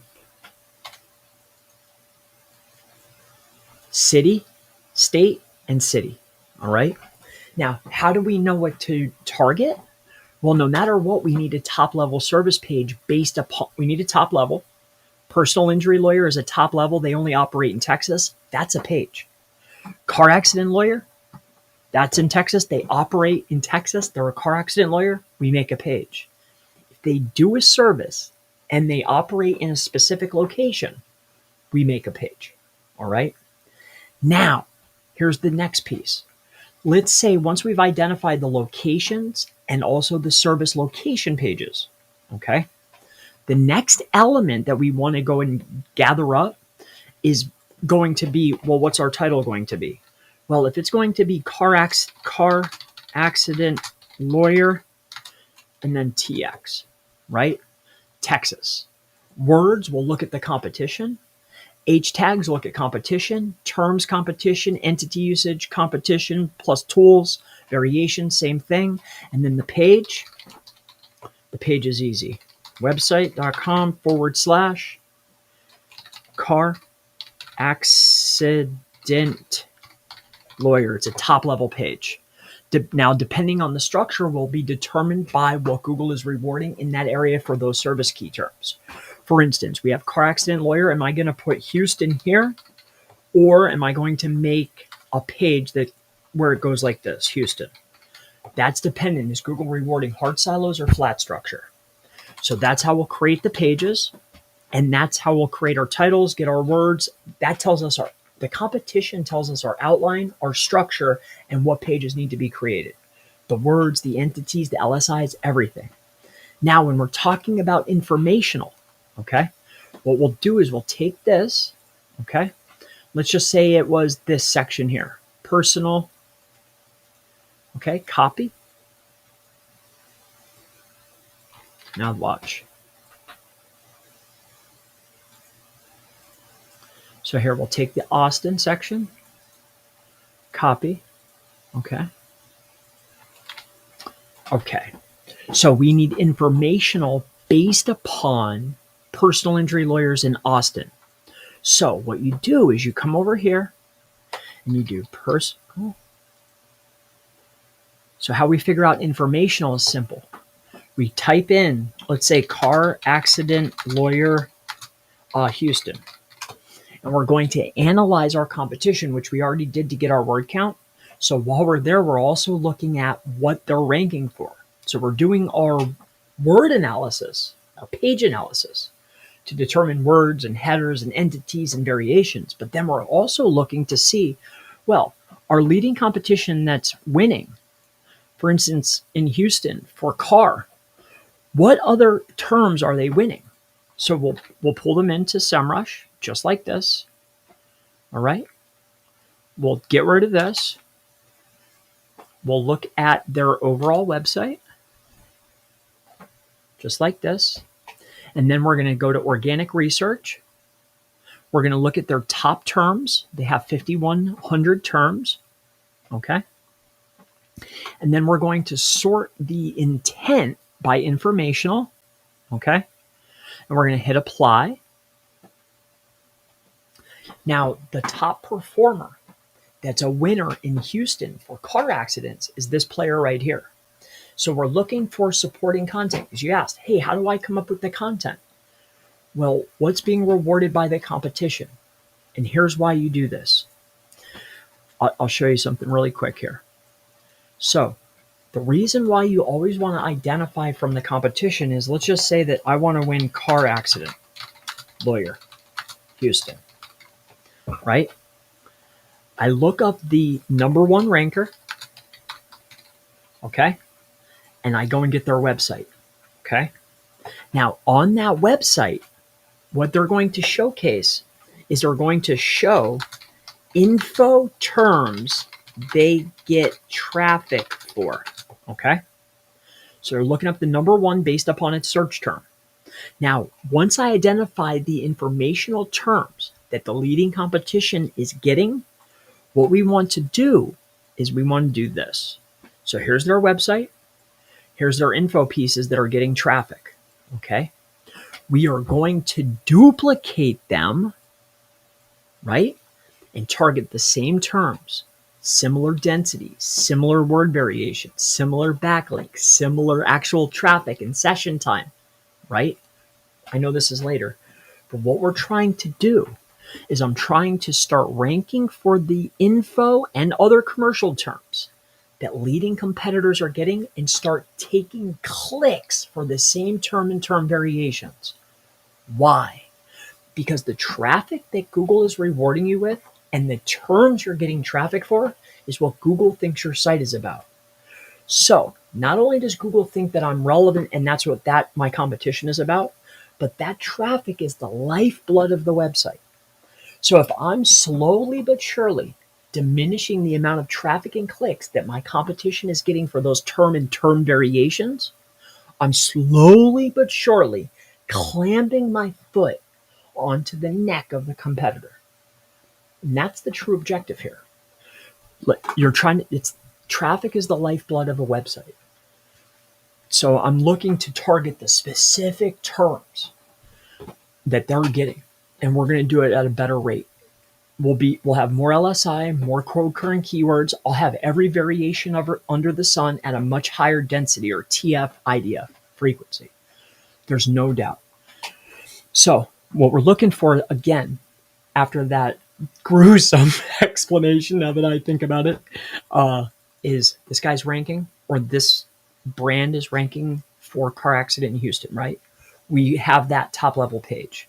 So in order to identify informational terms or pages to create, we take our competition, we look for the intent based on their domain, and then we look down our list at their pages here, and we can see that these are all informational queries.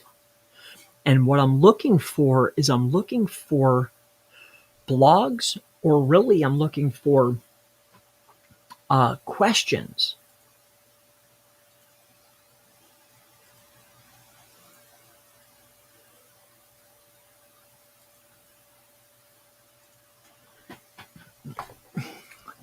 that are informational based.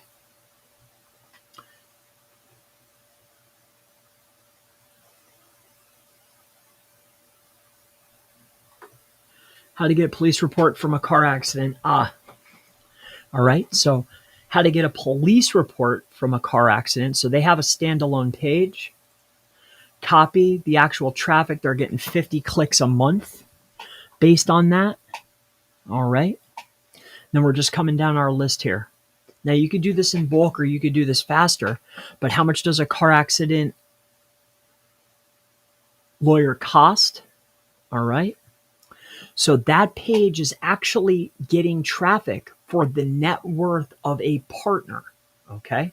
So again, we would take note of that and we would look up each and every term and term variation based upon our service competitors in the areas that we want to perform in. And we would start getting our keyword and key phrase variation lists based upon that. So in this particular instance, all right, we can see that, here we'll come over here briefly. All right. So when we're coming inside of here and we're looking up car, we'll do one below. And I know this is a longer below. Below, we'll just do 3. All right. So Jim, we can see that the net worth and also how to get a car accident report from the police. So we know that those are 2 terms. We'd have to analyze the other competition to get the other key term and key term variations. But in order to get our standalone base content, we'll do that based upon this.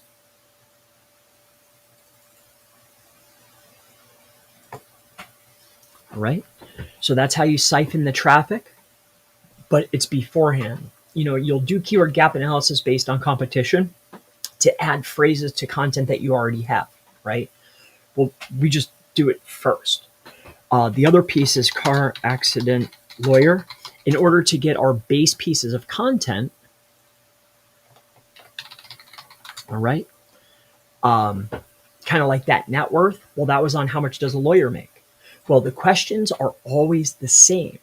The phrases and the terms that drive traffic in a particular area, in order to come up with those, we don't pull them out of a hat. We look at our competition. But our base content, we always come inside of here, go to questions, and then you search based upon volume for a particular industry. So how much does a lawyer cost? What does a car accident lawyer do? How much do they charge? Okay. And essentially what you're doing is you're answering the 8 types of intent. So who, what, when, why, where, how, versus, best of. All right. Based upon our leading competition, we are going to be able to fill out who needs a car accident lawyer. All right. And then terms, term phrase. All right. The keyword density, the word density, the variations, just like I showed you before. So we're looking to answer these types of intent to support. And then for the phrases and what to fill that page up with is based on our competition. I did it in reverse, but you get the picture here. And that's how you determine. So who needs a car accident lawyer? We know that that's an important term based upon our seed keyword, car accident lawyer, and based upon the intent and the search volume. Next, what do we put into that page, or what are our subheaders going to be? Well, that's based upon our leading competition. You with me? And that's how you do it. So when we're looking at our car accident,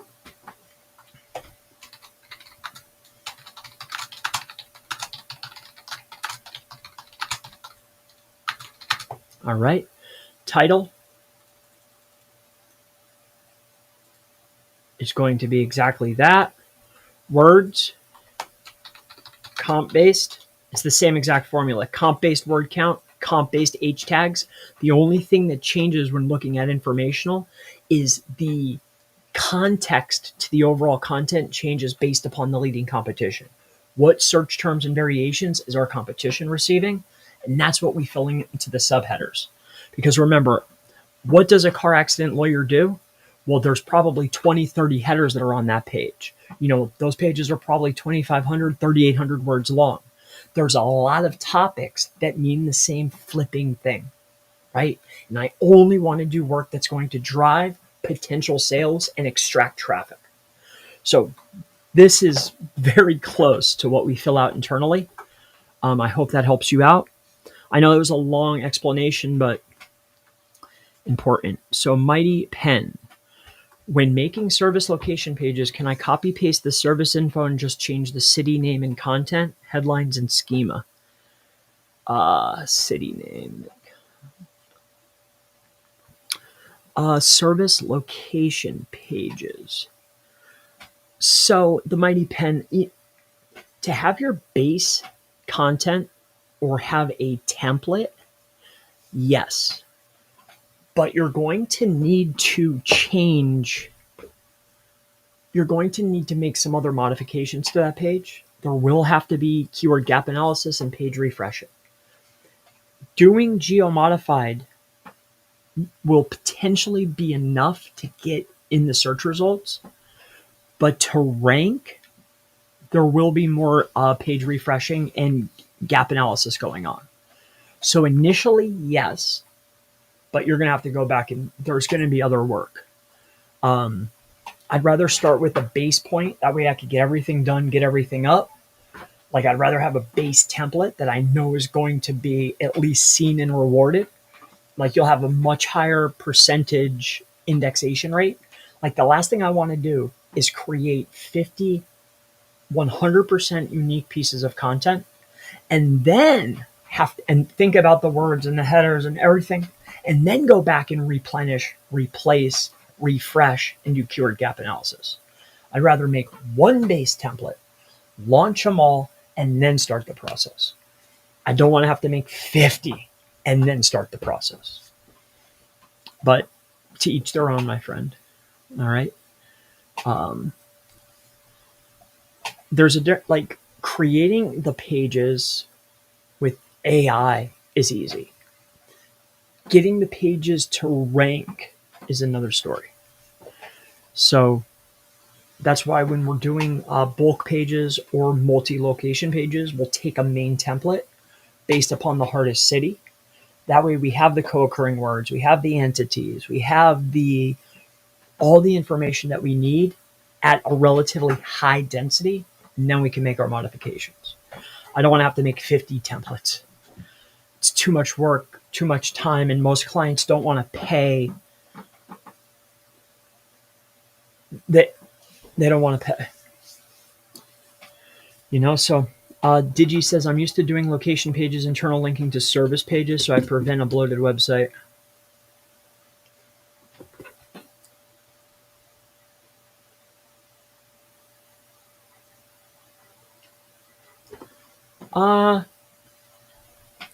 So there's always more than one way to win. If you offer a service and you offer a service in a location, right? I'd rather trim down on informational pages and make those evergreen as opposed to service location pages. So, what you're saying here is you have website, right? .com homepage. Then you have website.com car lawyer, right? And then on the car lawyer page, you'll say, hey, we operate in this place, this place, this place, this place, and this place, right? And then you'll have your car lawyer. What does a car lawyer do, right? So instead of making service location pages, right, perhaps maybe from past experiences for yourself, that would bloat you, right? I just look at it slightly different because it's not bloat if this is what the website does, and it's high commercial intent, I'm going to have car lawyer page. I'm going to have the service location pages like Los Angeles. Okay. On the car lawyer page, it's going to be optimized for California car lawyer. And I'm internally linking to all the location pages, but I'm also linking to the evergreen informational pages. Now, everything is internally linked, and I don't believe that it's bloating the website. I think it's generating and creating depth of concept within the website. This way, in my opinion, it's not bloat. Every page has a purpose, and every page supports one another. So I am a car lawyer, and I am a car lawyer that operates and services LA. And then 2, to build depth of concept, I've also answered the 8 questions, sometimes only 3, related to that service. So I think it's entirely up to you, depending on your area, depending on your budget. I've seen lots of people put top level pages and then get lucky in some locations. It's just not what we do, but fair play. Thank you for your efforts, sir. Thank you. Great stuff as usual. Thank you, sir. Glad to help. All right. So here's what I'm going to do. I'm going to bust off a few of these. I need to do some service.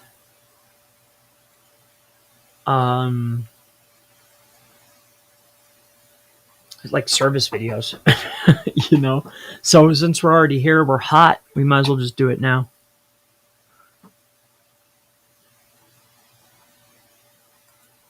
All right.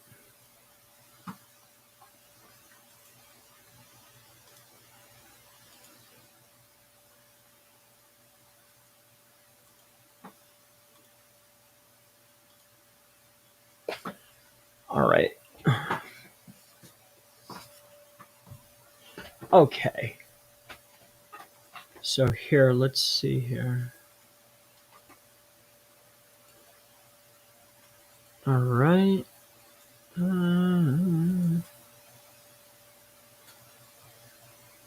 I don't know if it's in this one or in that one. Here, press release.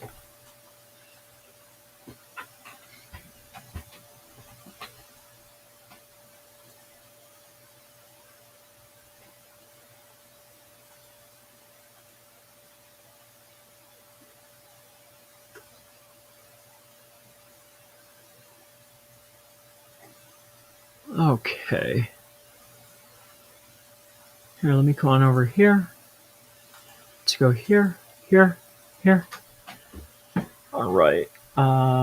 Here, here, here, and here.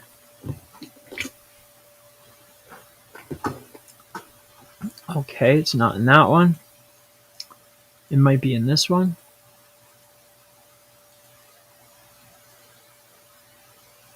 I'm not sure though.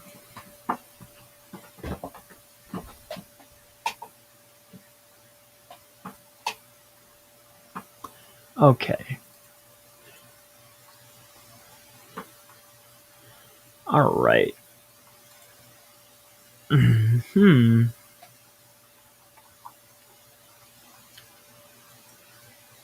All right.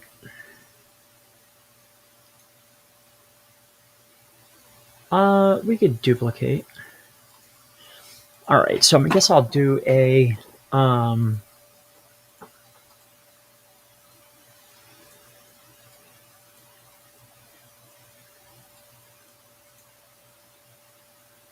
change background, color, gradient. This one? No. How about this one? Beautiful. Done. Okay. Okie dokie. Here, let's do insert image. upload. Let's go down our little list here. Open. Nope. I need a PNG. And then we'll go through this briefly, I guess. Oh, that's a PNG. Beautiful. Ah, it's white. Oh, well. All right, background. Let's see if we can make it a little bit lighter. This one? F it, I'll make it white. That's fine. Here we will delete this. We'll put this here. Like that. All right. So we have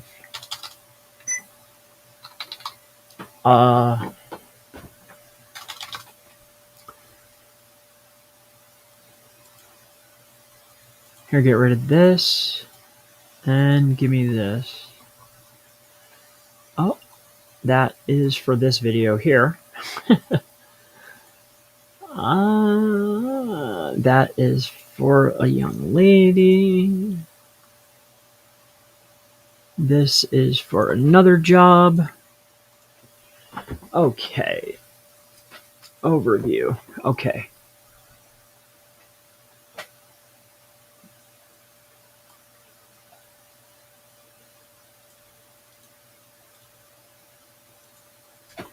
Okie doke.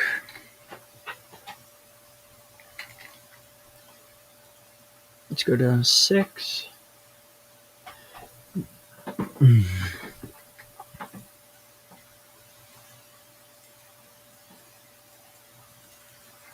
Make this black.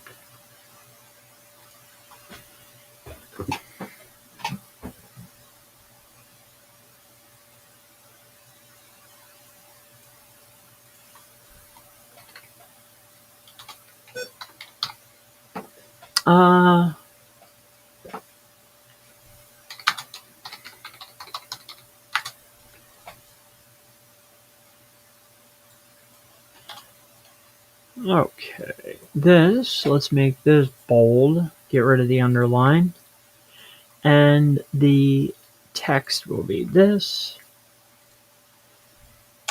Okay, and then why is there a background on this again?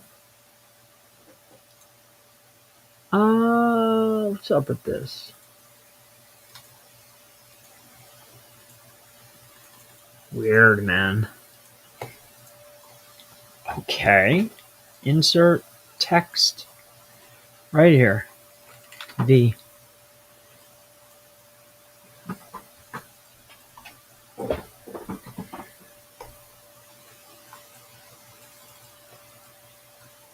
All right, we'll make this say includes.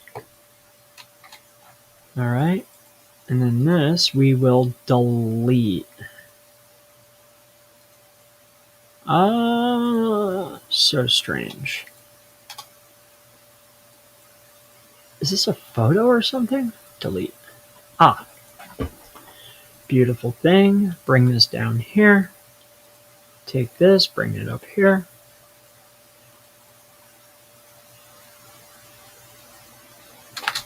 Press release service includes. I like that better. Let's go press release service includes. We'll make this Mazda. Make this black. Bring this in like this. Go like this until it reaches. Okay. And then what we're going to do is we're going to do insert text like this. And then we're going to go gray@seo.com. Just like this. Bring this here. Boom. Boom. Boom. Boom. This. Actually, white and black. black. Oh, just like that. And then make this big. Okie doke. Easy enough, semi.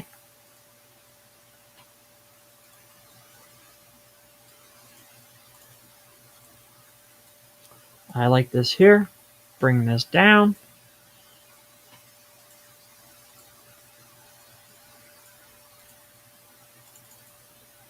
Bring it down a couple notches. Okay. Beautiful. And then this needs to be just in that size there.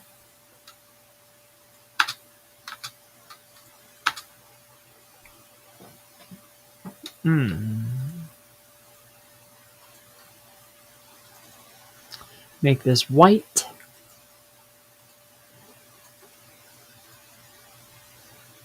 Oh my. Okay. Now bring this up like this. Make sure this is fitting inside of the thing. And it is.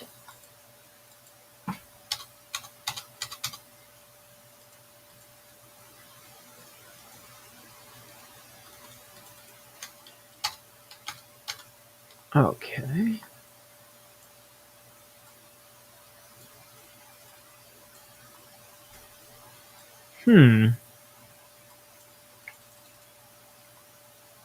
All right, beautiful.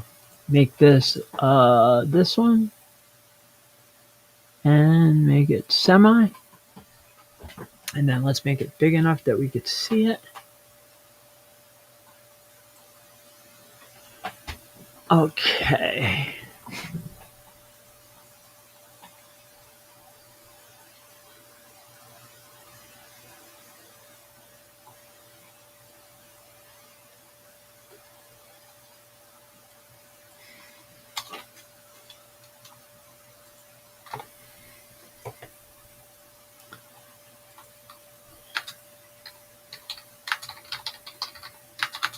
Okay. All right.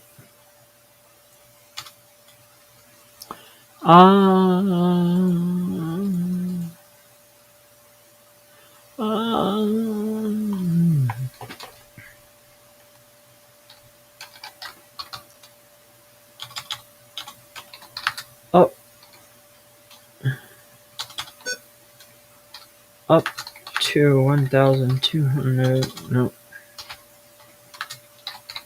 words of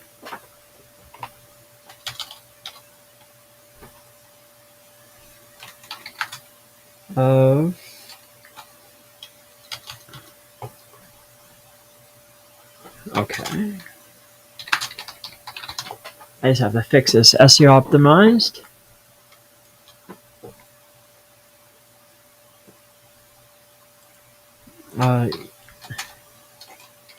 Native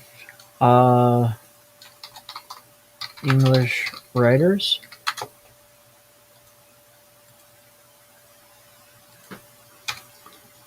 SEO optimized articles. All right.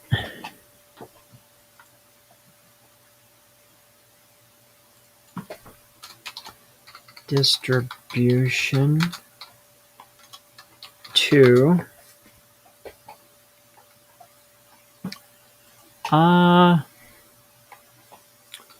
PR Newswire distribution size of press releases. What's the distro size?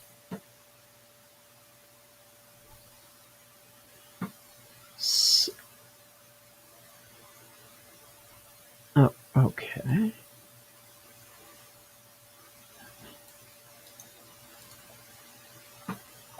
Okay. Distribution 2.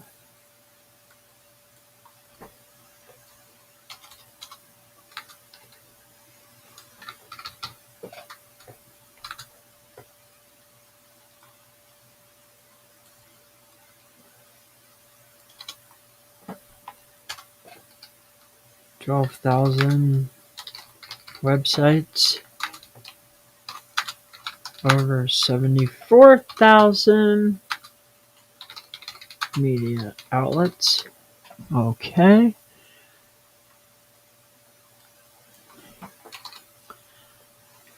Level 1.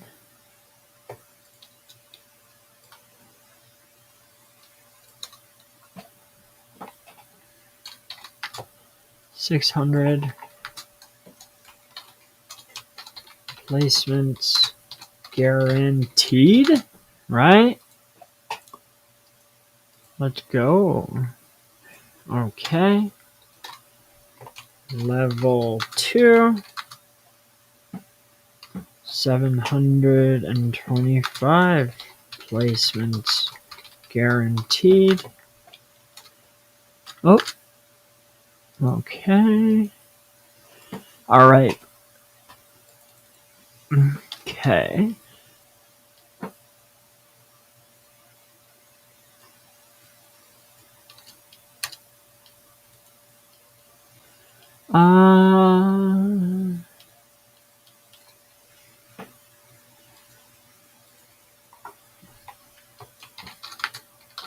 To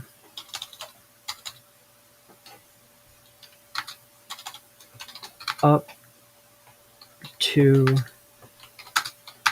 2 images included. Embeds allowed.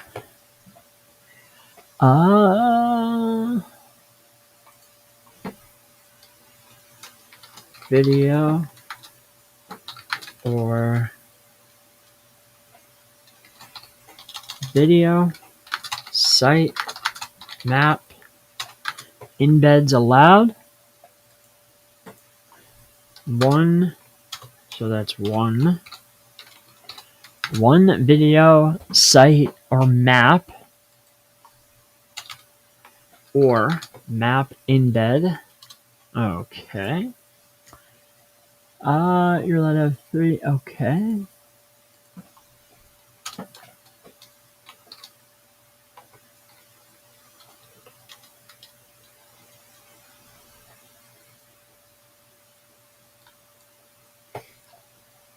Uh, 3. Okay.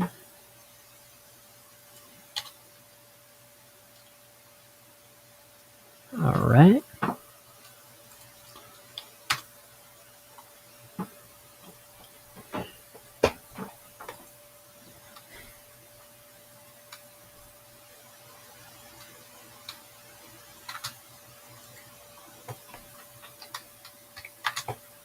One.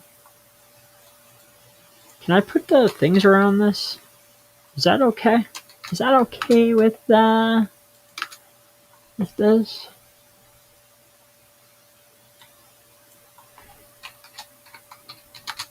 White label. PDF. And XLSX. Reporting. Turnaround time. Alright. Turn around time.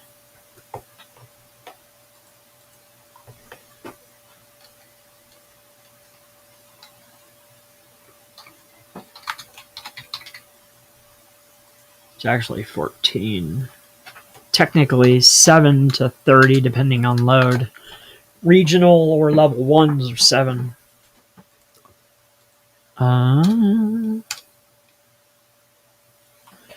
Alright.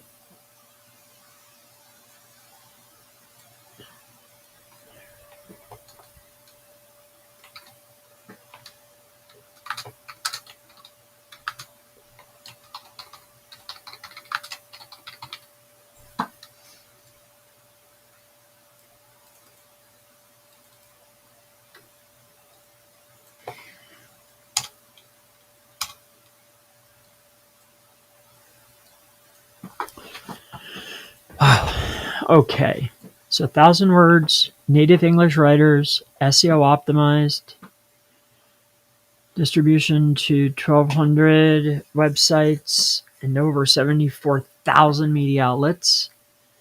With level 1, 600 placements guaranteed. Level 2, 725 placements guaranteed. Up to 2 images included. 1 video site or map embed. 4 outbound links. White label reporting, PDF or XLSX reporting, Excel sheet, turnaround 7 to 30 days. No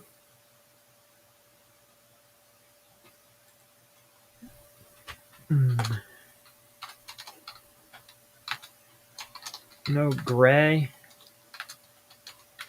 markets. No gray. No XXX. Pharma.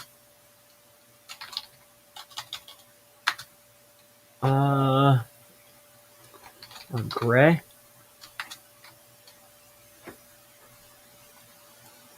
Okay.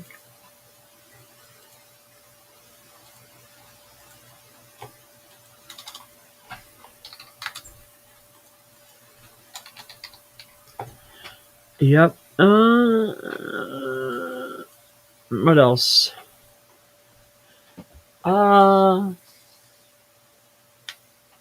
Yeah, that's about it. Third person.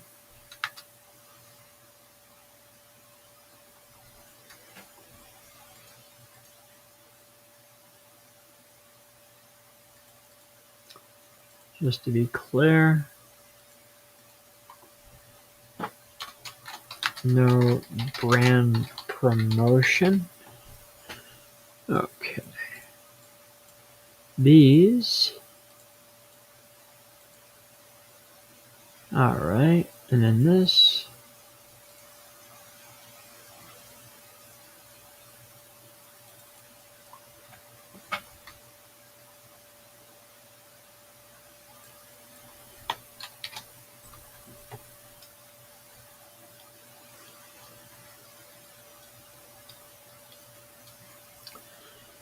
Okay.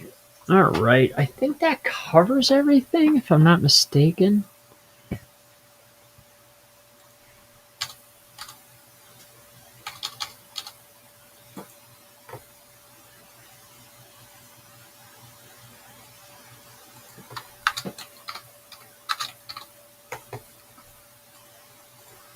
And let's just bang this out.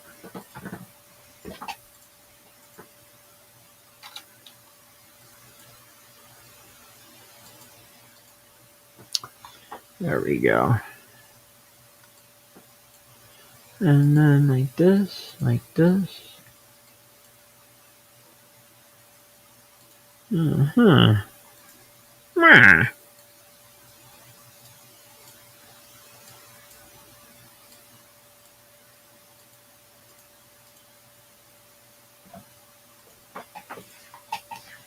Okay, let's all right, let's do it.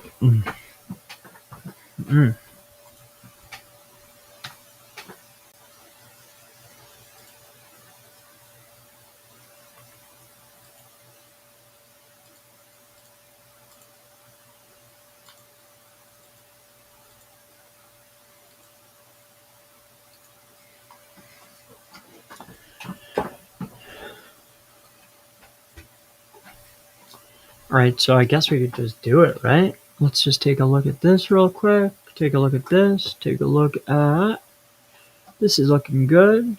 Oh, get rid of this. Here. Let's do. Get rid of that. Customize radius.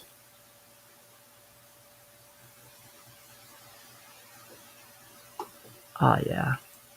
So we could do it like this. Perfect. So I think I'm in the middle of the screen. Let me see where I'm at here.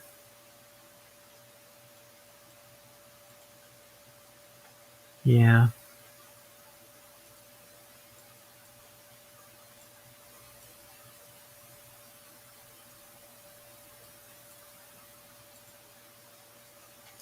I think what I can do is I can add screen. I can add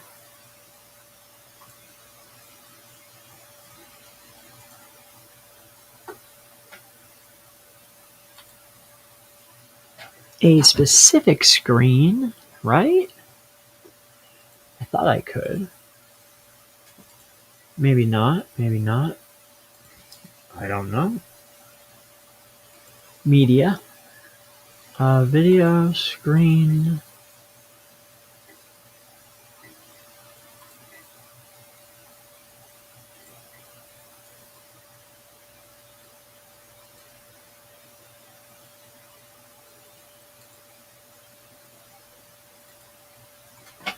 Oh, that's perfect. Perfecto. All right, then we'll go down here to customize.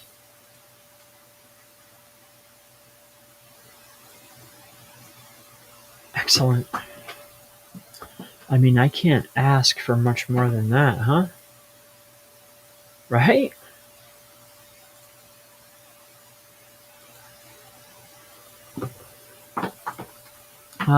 Customize.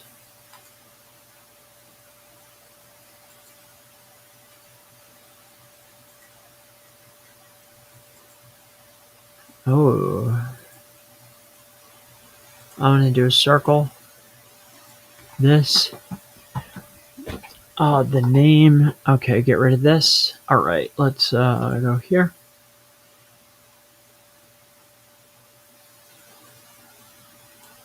I'm happy with that. All right, let's rock. Okie doke. Oh, and that's the recording? Oh, that's so beautiful. All right, that works out so good. A little bit smaller. Oh, those are the no. All right, so thank you for choosing grayhatseo.com for all of your press release distribution needs. So in this press release distribution service overview video, what I'd love to share with you is exactly what you can expect to receive when getting a press release distribution from grayhatseo.com. So first and foremost, I want to state that we have two separate levels or two different types of press releases. The first level will include 600 placements guaranteed. Really, there's actually 3.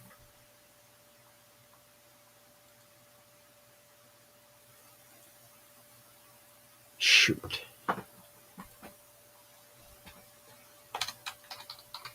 My mistake. Um,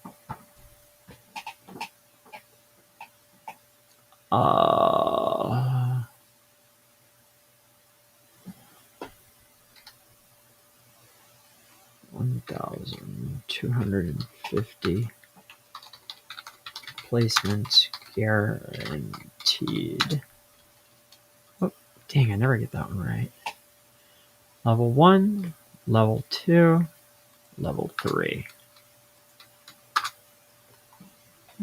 All right. And then make this, do this.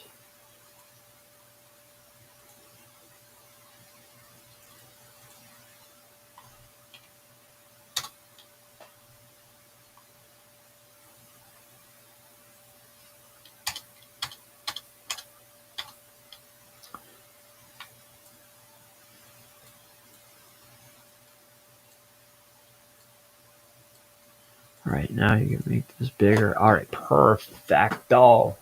Okay, now I feel like we're ready. Level 1,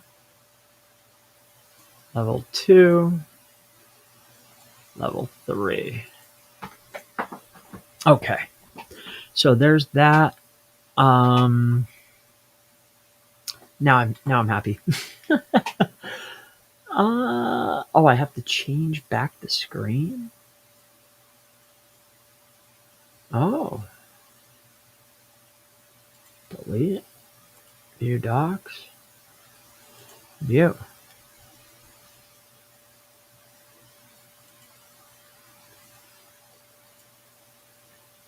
Screen share. It's this one right here. Share. Oh, okay.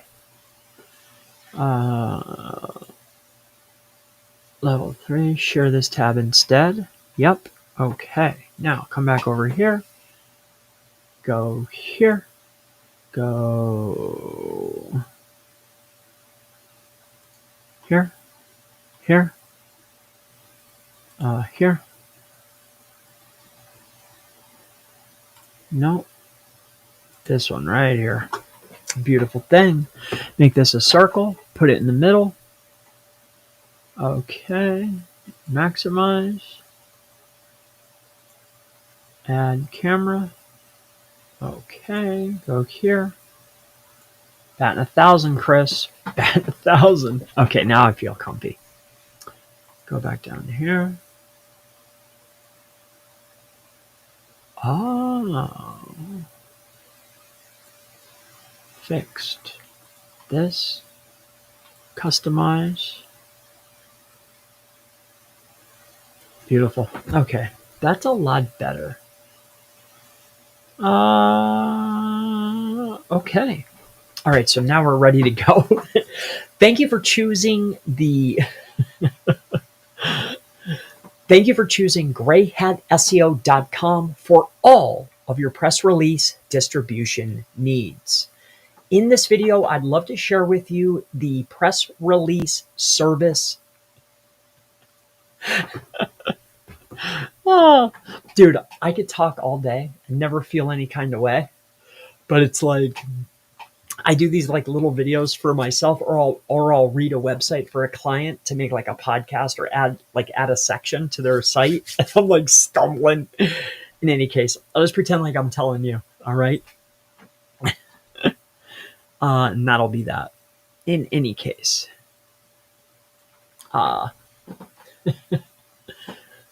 Hello there, I am Chris Palmer, and thank you for choosing grayhatseo.com for all of your press release distribution service needs. So in this video, I'd love to give you the overview of all 3 different packages that we have to... All right, this is it. Ready? Hello and welcome. Hello there, I am Chris Palmer with grayhatseo.com. Thank you for choosing Gray Hat SEO for all of your press release distribution needs.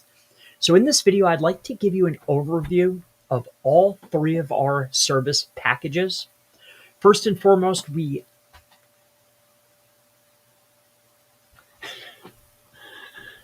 our press release service includes, all right, so hello there, I am Chris Palmer, and thank you for choosing grayhatseo.com for all of your press release distribution needs.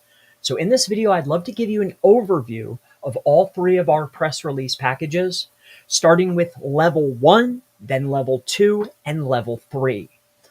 Everything that's included in these service packages will be the same, except for the amount of link placements that you get.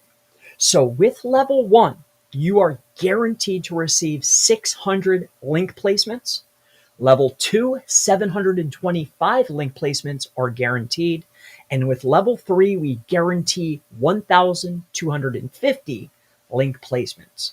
So these are individual, unique backlinks, but the same press release announcement. So with that said, our press release service includes 1,000 words, so up to 1,000 words, written by a native English writer. So this is someone that writes press releases every day. And if you're worried about the type of content or our expertise on a particular topic, we will have AI to help us. We're not a service to say, oh, it's all human written. We don't know about every single service. And on top of that, we also allow you to do a modification of text. So I want it to be transparent. That's why I named the agency Gray Hat SEO. So my name is Chris Palmer with grayhatseo.com, and thank you for considering our press release services. This video will overview each and every one of our press release distribution packages. We have 3 to offer. The only difference between the 3 packages is how many placements you receive. Level 1, you get 600, level 2, 725, and level 3, 1,250. So a placement is a backlink. Each written piece of content, the press release article, is human written. If we do not know about a subject, we will use AI, but no matter what, we are going to make sure that you're happy with the final product. So we will give you 2 revisions depending upon the level type. So if there's something that you don't want us to say, or you want us to say it a different way, or use different keyword or keyword variations, you have the end say. So you get up to 1,000 words, regardless of the level pack. We write it for you. Along with that, it is a native English writer for each level. The SEO optimized articles will be focused around your brand, your service or product, and location. So in our opinion, the reason for a press release is not only to get the backlinks, but also be relevant for service terms, product terms, location terms. We want those terms to be relevant with our brand. This is mass distribution. That's the objective of a press release. So the optimization is just as important as having the 1,000 words, or having it human written, or having your okay, or getting the 600 link placements. We have to make sure that it's optimized. Included with each and every one of our levels, 2 images. We highly recommend that you submit a logo and then another photo that will be highly relevant to your brand or the services you provide. So again, images inside of the articles, massively important for SEO. Images are entities. Those entities are being associated with your brand. So we want images that convey the services you provide or the areas you provide them in, or conveying your brand. These terms, these locations, and your brand are all synonymous with each other. That's the objective here. A press release ties everything together at scale. That's why we're doing it, besides the backlinks. So included with the 2 images, so logo and then a product service image, or make sure there's text overlay, you supply the images. We also include either video, a website, or a map embed. And you heard that right.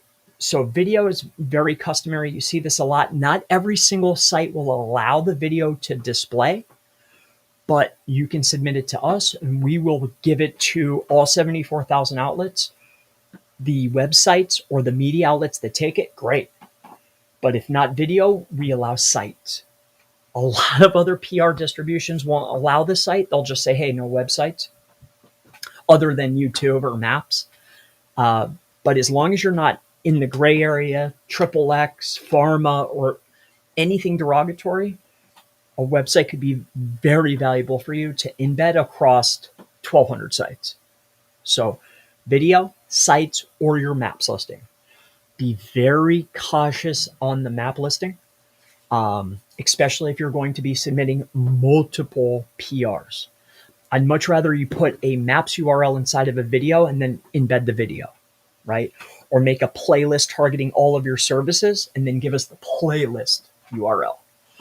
Completely up to you though. You have the end say. We allow up to 4 outbound links, not counting the embed, all right? This is 4 outbound links.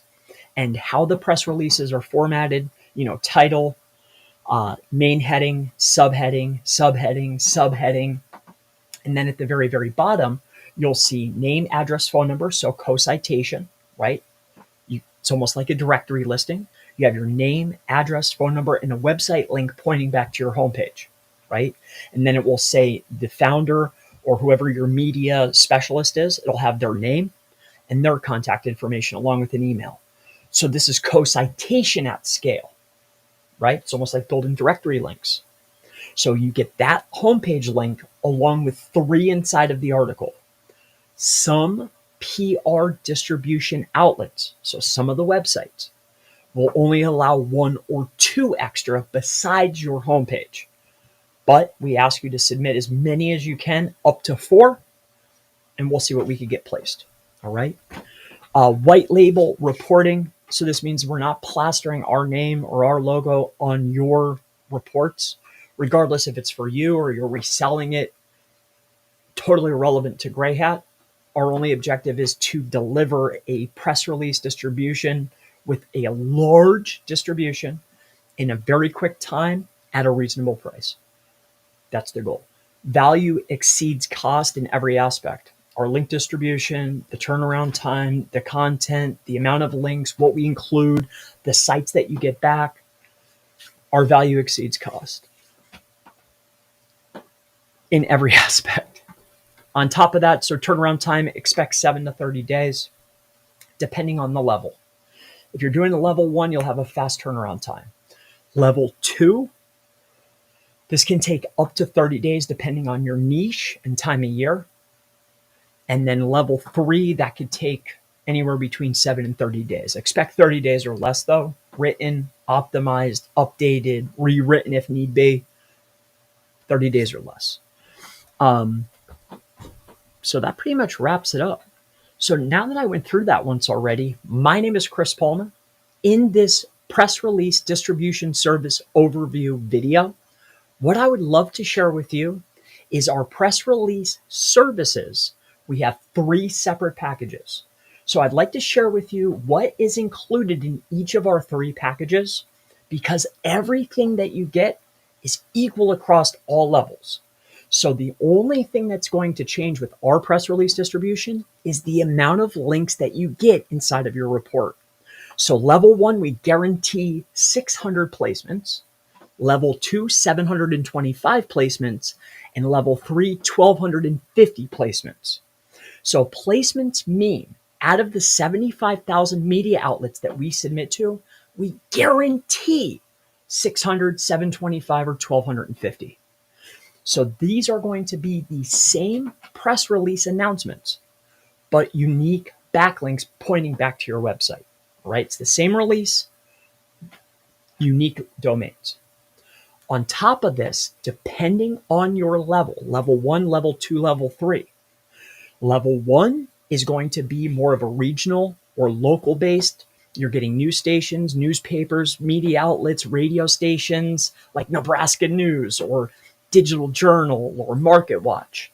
When you go to level 2, not only will you get sites like Motley Fool, Business Insider, a lot of the higher authoritative domains, and you can see our other videos to see a sample distribution list, but you're also going to get more placements. So you get better quality of links and more placements. And then level 3 is more placements and higher quality. Again, you could see our other videos to see the exact samples of what you can expect to receive, but that's the difference. The difference is what sites you get links from and how many links you get. So let's go through what you can expect to receive as far as each and every one of our levels. You're guaranteed to get up to 1,000 words of US English native written content. Our content is SEO optimized. We are hyper specific on your brand, your services or product, along with the locations that you're targeting.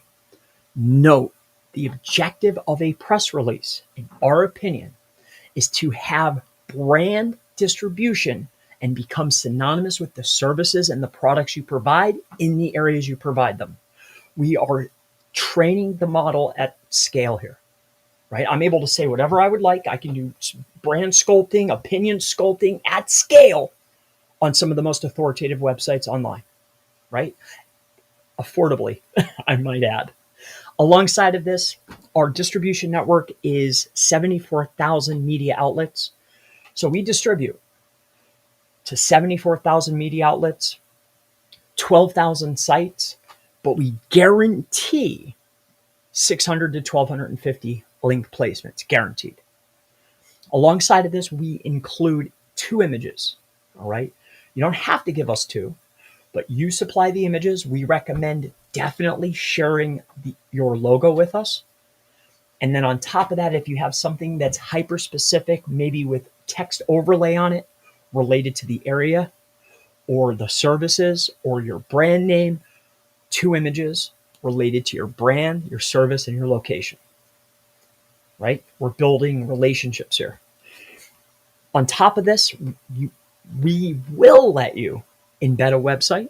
You can embed video, or you can embed a map listing. Entirely up to you. We recommend that you embed video, but again, you get the final say. We allow up to 4 outbound links. So that's the homepage link, and then in the article, you get 3 links. So at the bottom of every press release, if you've used a press release service before, and we'll go over this in a sample distribution of what a press release looks like, but at the bottom, it lists name, address, phone number, the founder, your information, your email. This is like co-citation, but there's a link to your homepage. So not including that, you get 3 more or 4 total. So 3 in the article, 1 in the bottom. Lastly, turnaround time, depending on the level that you choose, 1 to 30 days, 7 to 30 days. And then you get a white label report, PDF, XLSX, so an Excel spreadsheet, and also a PDF report. So you could see our other videos on what a sample report of each level looks like. You'll also see in our other videos what sites are included. On top of that, you could see some of our placements online, and that'll wrap it up for our press release distribution service, what's included. All right, so thank you so much. grayhatseo.com. So here, let's go over some sample reports here. I can doctor these up later. Once we have it recorded, it's easy to edit, you know. So here, we'll go to Drive.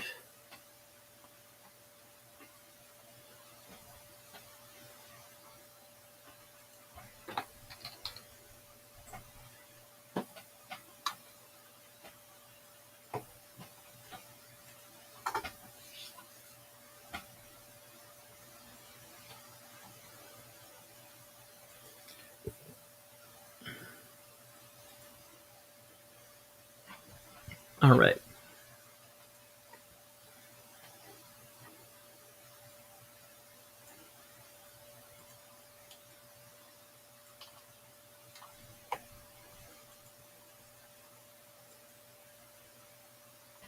Alrighty. 725. And then here you can see this one. And this was a globe. This was the beginning of last year. This one's fine. Okay.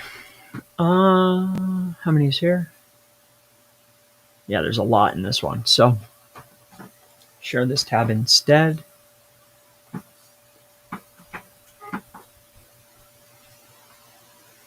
All right, let's go over to this one now. Let's just share our screen. Stop screen share an entire screen. There you go.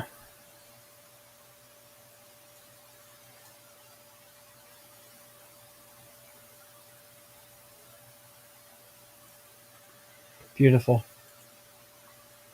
All right, give me 1 second. Let me go out before you get some water. Give me 1 sec.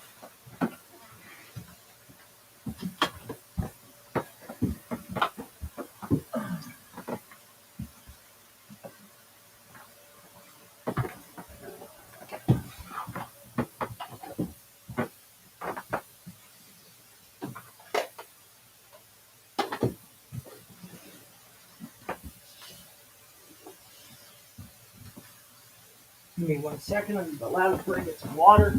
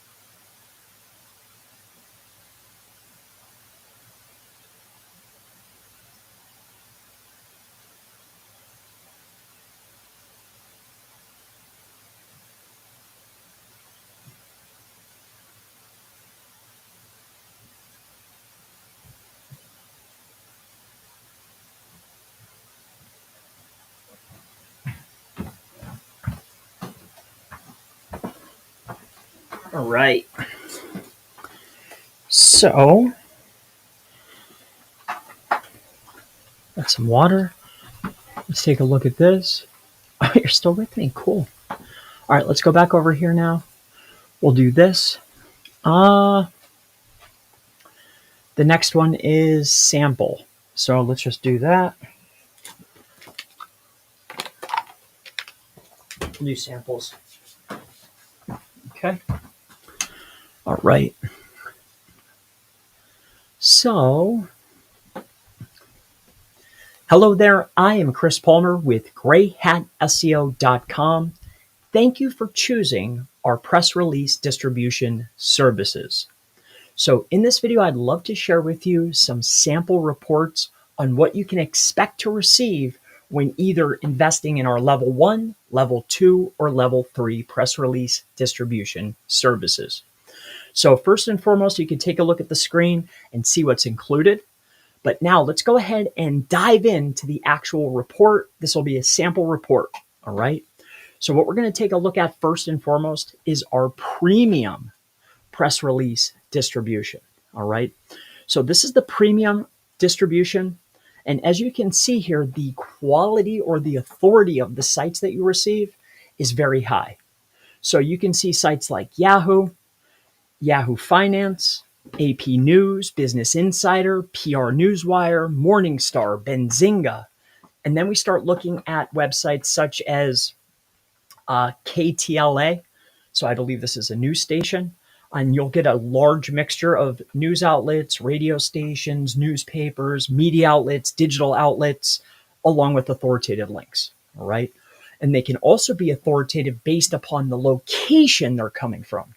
For instance, a newspaper you never heard of might be a DR80, right? So, and it might get 200,000 visitors a month. This is a very large distribution.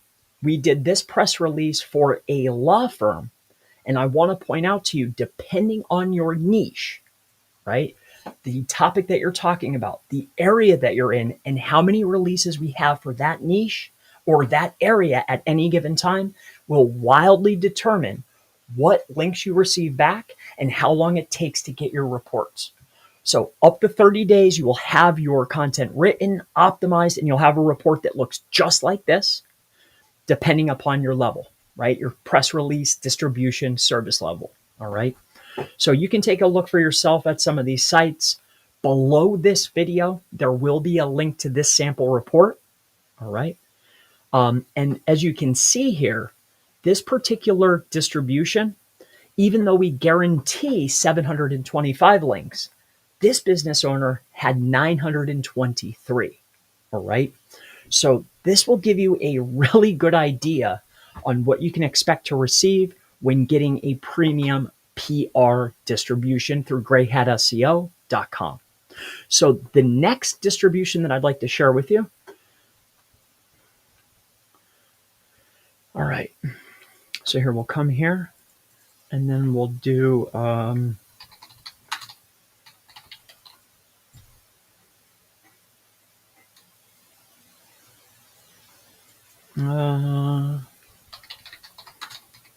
sample report. Let's throw in some Dippy. Uh-oh. I got these new, well, I guess I can't talk about that on here. They're like dragon fruit flavored. So good. All right, so here, let's take a look at press release. So here's another one. All right. What was this one? Okay. All right.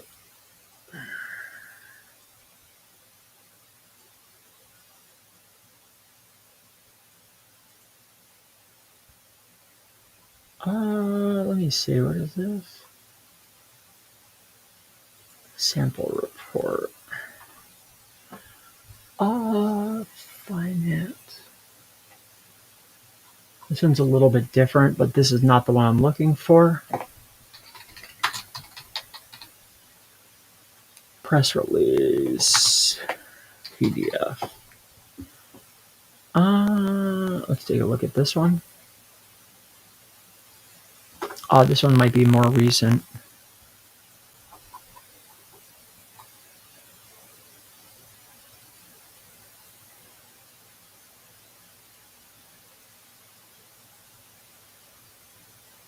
Okay. Either way, that's not the one I'm looking for. Oh,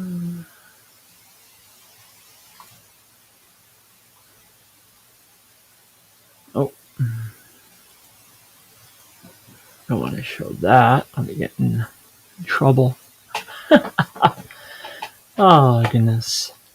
All right, so press release PDF. How about premium press release sample PDF? This file looks suspicious. All right, so this one's okay. All right. All right. So here we can hide this. Everything looking good. Okay, good.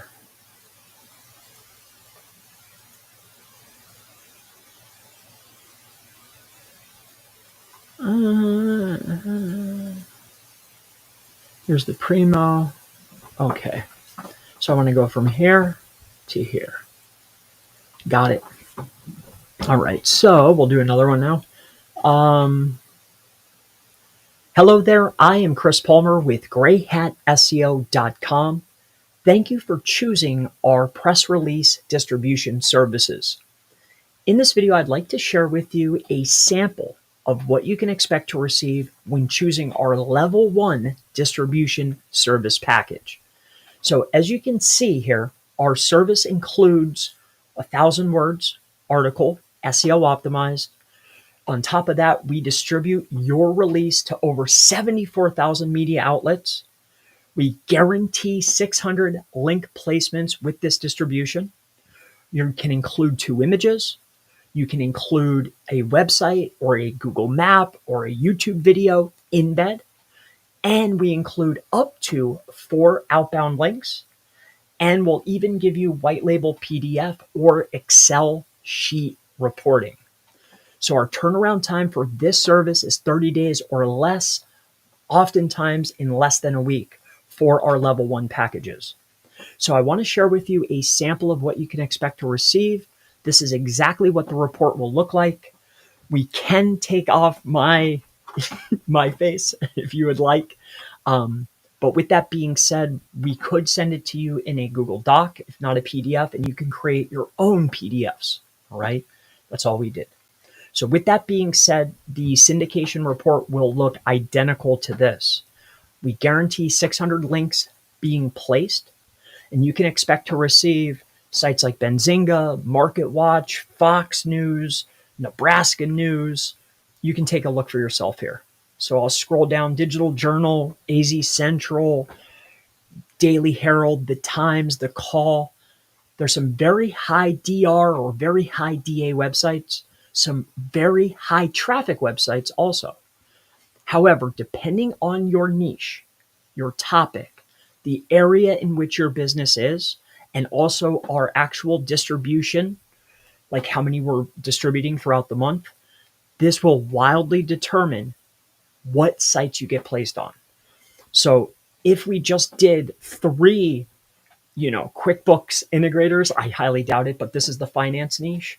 If we just did 3 in the same day, you may get a different distribution. All right. With that being said, we still guarantee the 600 sites. You get 600 backlinks, unique articles, embeds, images. Everything's the same. So we'd like to be transparent at grayhatseo.com. This is exactly what you can expect to receive. This is a PDF report. We can send it in an Excel sheet or inside of a Google Doc so you can make your own PDF report for your clients. So with that being said, this will wrap up the level 1 press release distribution. This is a sample report, and this is what you can expect to receive. Thank you so much. All right.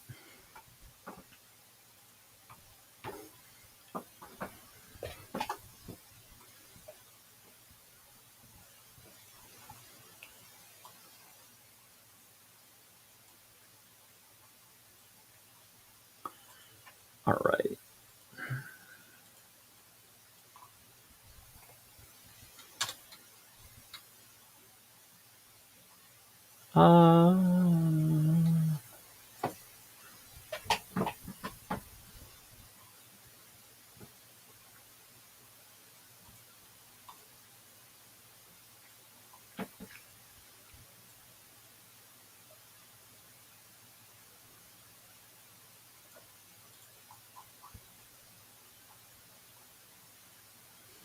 Okay.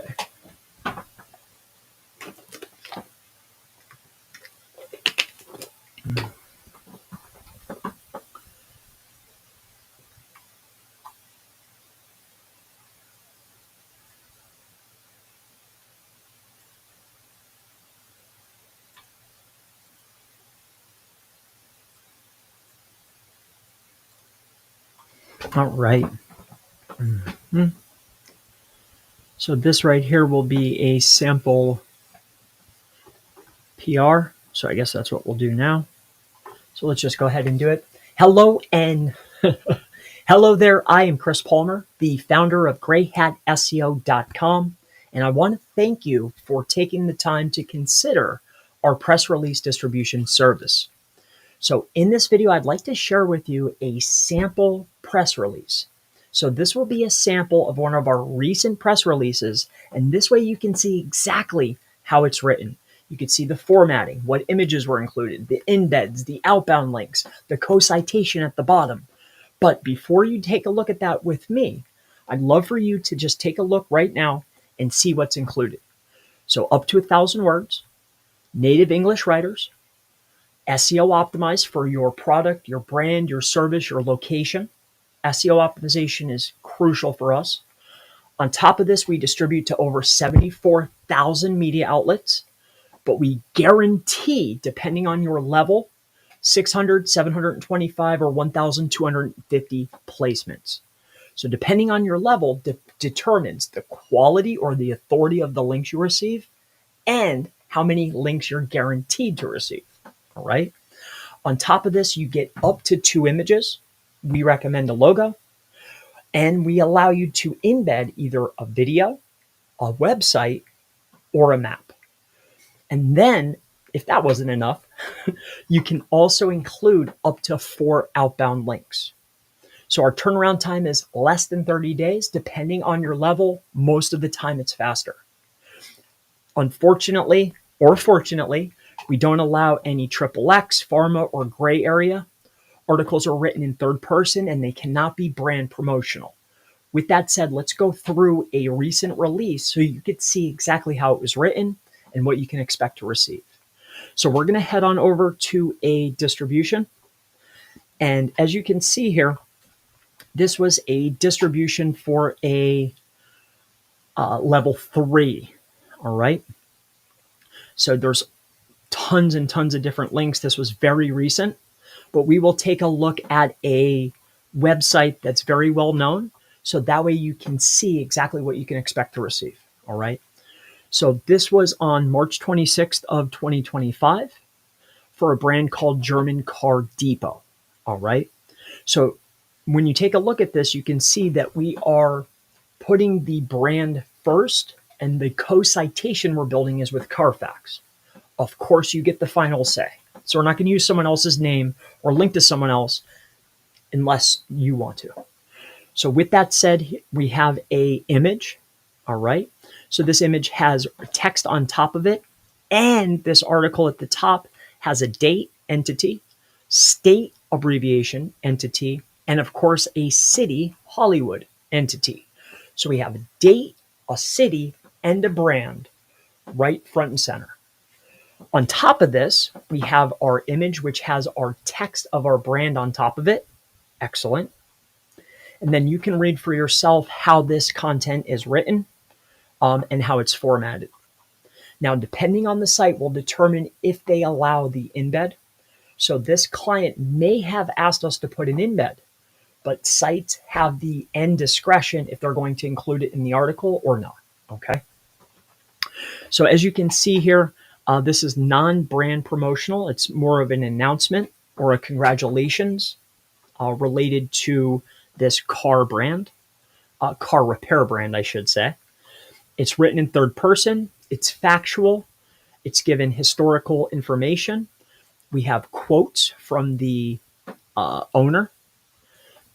It is keyword specific. If we take a look at density, we can see it's brand, right? You can see the terms being utilized. All right. As we scroll on down the article here, you can see that we are outbound linking to multiple internal pages within the client's website. So it's actually above the 4, right? You can request. We can't always get it placed. That's why we guarantee up to 4. All right. So in this case, we were able to get a bunch placed. Again, we're looking at this word count here. This is a pretty large article, 2,900 words. Okay. We also have some information related to the brand here. And then down at the bottom, we have our co-citation. So co-citation is just like a directory. Anytime you list name, address, phone number, it's a citation, right? So not only do you get the links, not only do you get the entity association, but you're also getting co-citation. So it's like building a directory. And then this on top of that, we're building a link back to the homepage. So homepage, 5 internal pages, 2, 4, 6 internal pages, well over 1,000 words, 2 images included, and this is what you can expect to receive. So this is going to be our premium or level 2 or level 3 package. We'll take a look at some of the writing for our level 1, where the turnaround time's a little bit faster. I'll see you in the next video.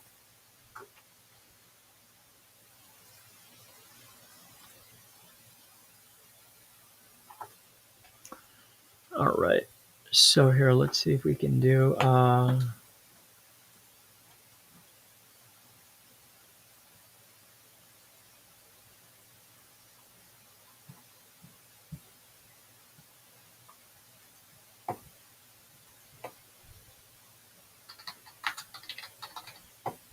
let's see if we can do a...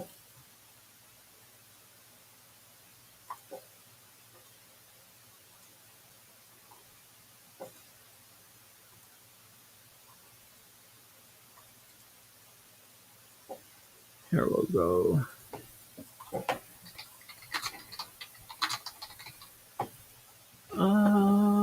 Small press release. I think this is an older one.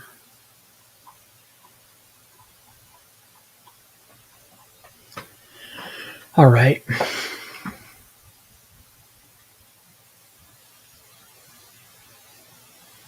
Wow, this is an older one. Wow, very old. All right. So let's just bang this one out and then we'll call it. All right. We'll do this one and then call it. Last one. I forget if there's anything else I have to answer. We'll do that quickly, I guess.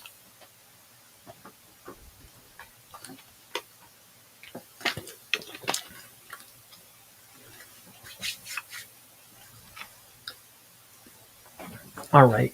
So hello there. I am Chris Palmer, and thank you for...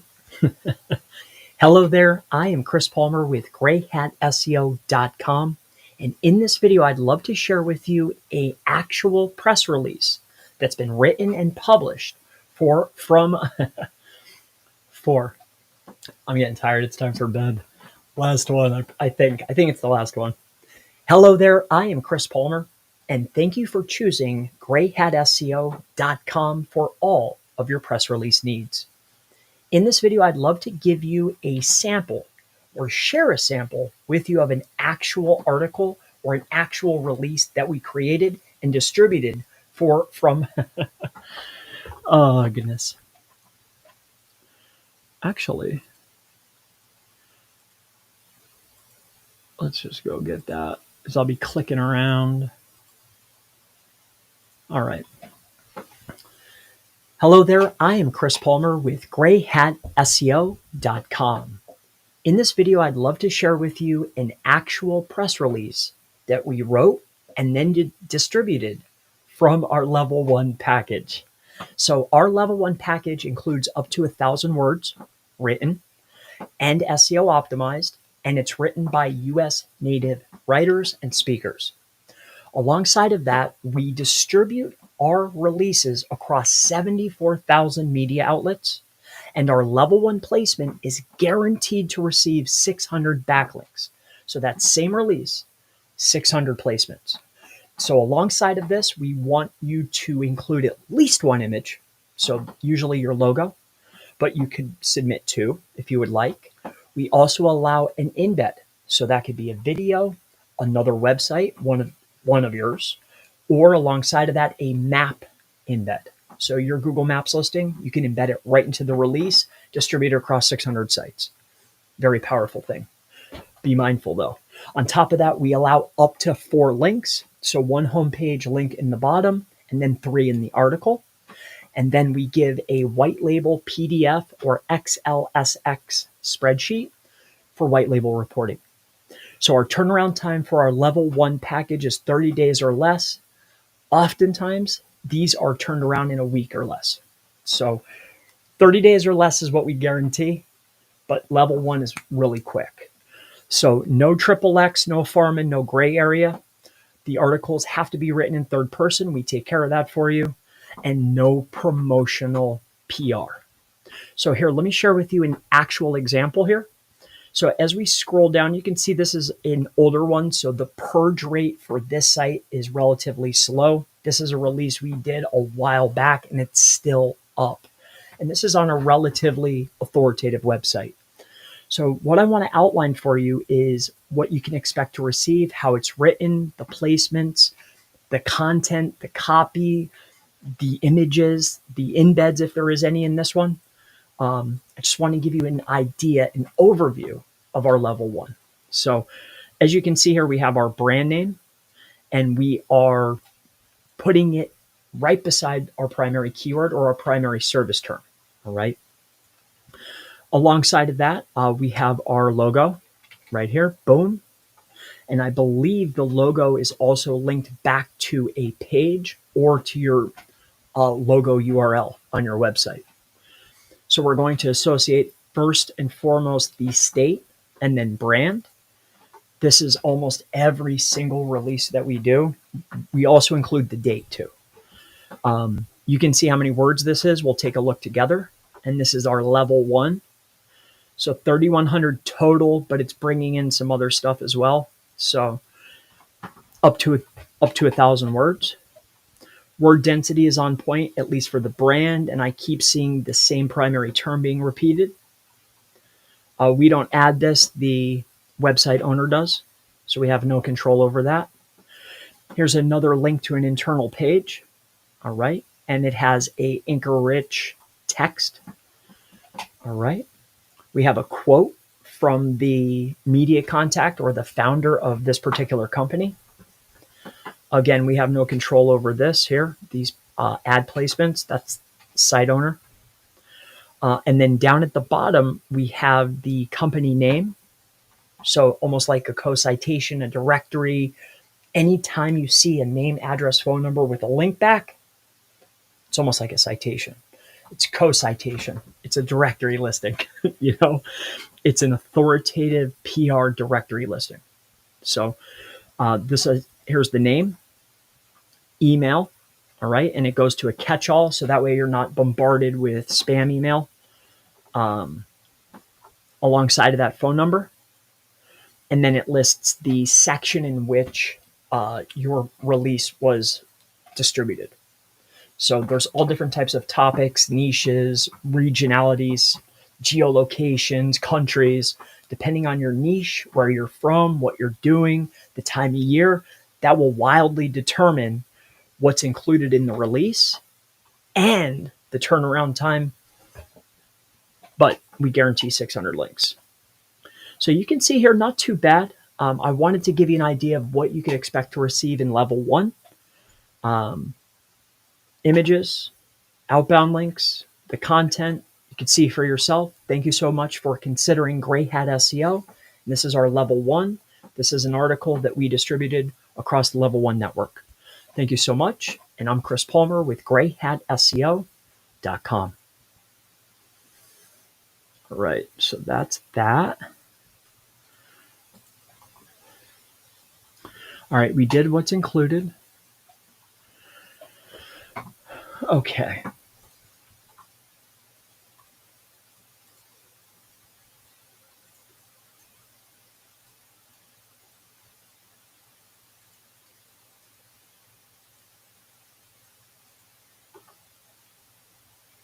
All right, here, we'll do this real fast. See if I can bang these all out so I don't have to do it. I'm going away tomorrow, so I needed some videos. I figured the keyword research, I could break that down. I needed these for service. No one will ever even see these other than you, right? Because they'll be unlisted. But I used these service videos for my new site. Let's take a look at this right here.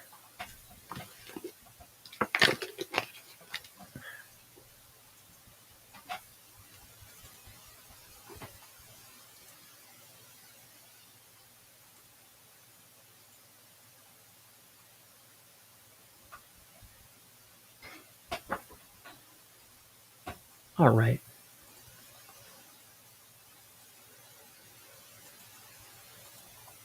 Okay.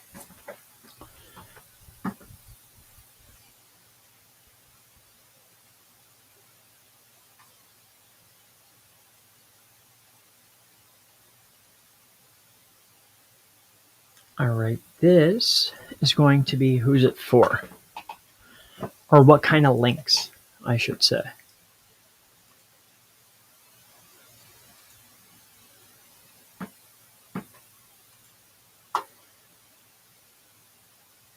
All right.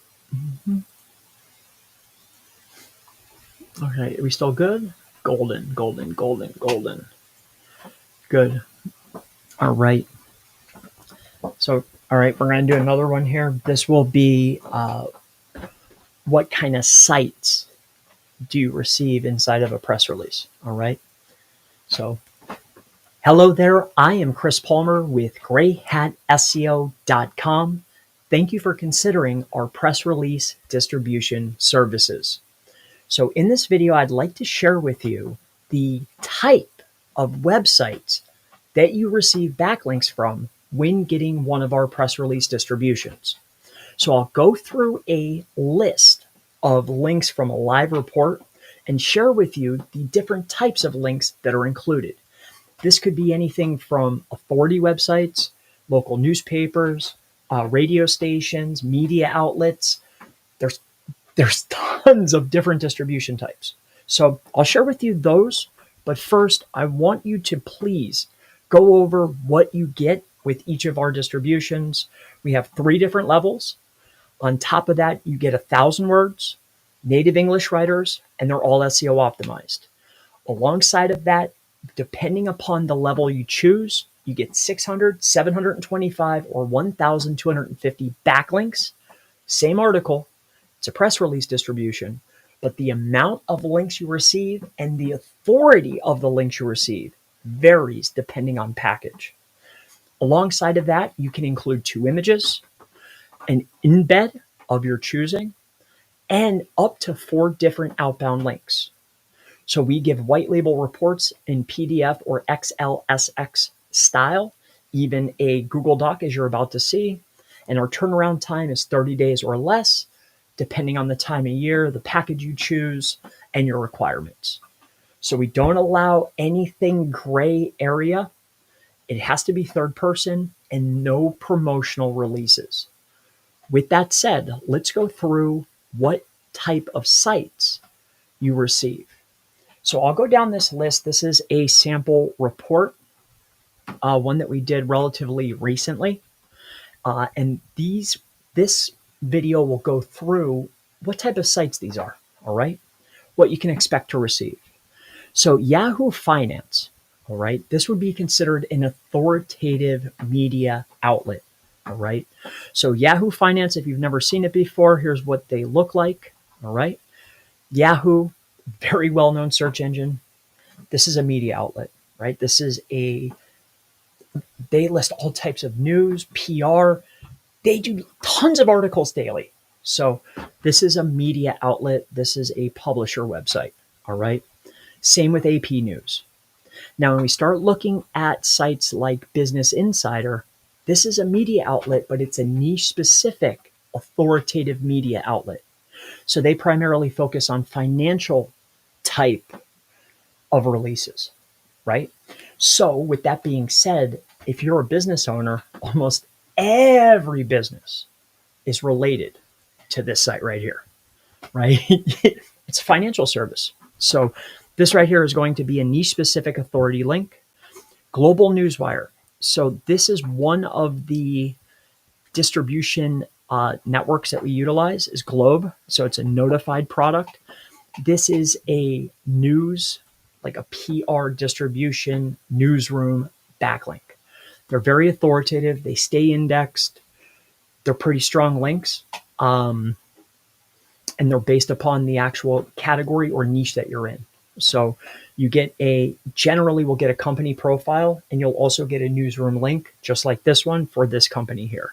It's a day spa. All right. So this is what they look like. And that's a distribution newsroom link. All right. Morningstar.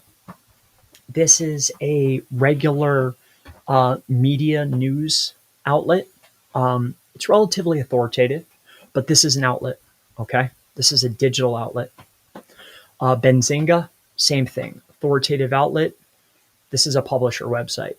MarketWatch, focused towards a specific topic, but nonetheless, it's mass distribution. It's mass media. Okay. When we come down the list here, you can see this one, WGN TV. Clearly, this is a news station. Okay. Same with KSNT. All right. So Fox 8, these are going to be your news stations. And I'll skip over a bunch of these. You have ABC, NBC, CBS, Fox. All right. And then as you come down the list, you'll start to see some of the radio stations or local newspaper sites. All right. As we scroll down our list here. So you can start to see, here's some of the newspaper sites. All right. Kind of like Norfolk Rent News, right? Local website. The websites that pick it up, they vary, especially as you start going deeper into the report. The authoritative media outlets, the publisher sites, they're usually relatively the same depending on your niche. But the news channels, the newspapers, the radio stations, the news outlets, the digital news outlets, the mass media, regional outlets, they change. All right. You can see some of them down in here.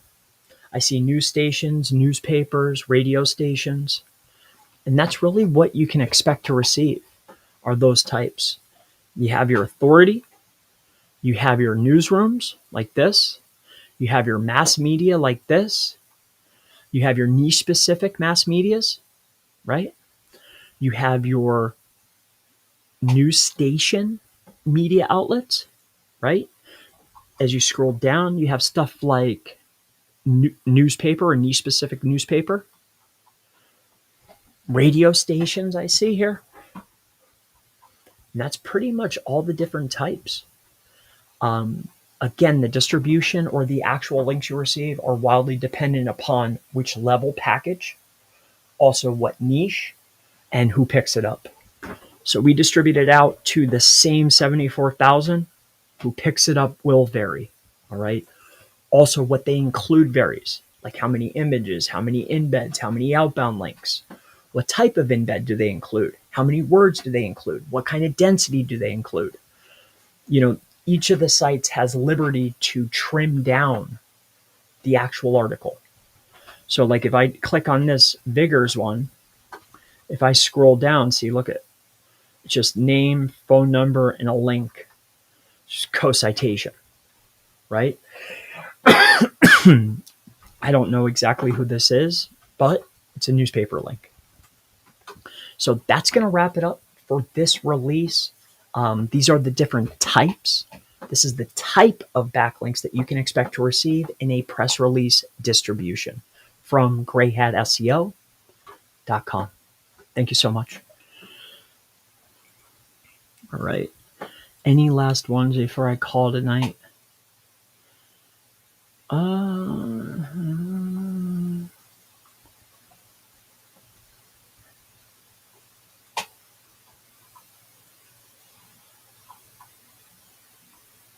Nope, that's it.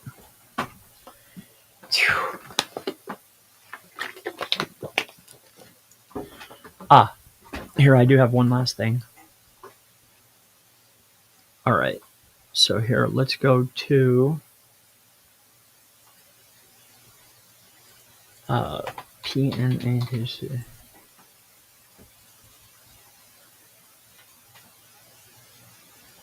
Okay. Yeah, see, purged, but this one's still alive. Yeah. And then this one. Yep. Okay. All right. So here, let's talk about this briefly, and then that should do it. I'll see if you guys have anything for me. All right. So we'll head back over here. All right.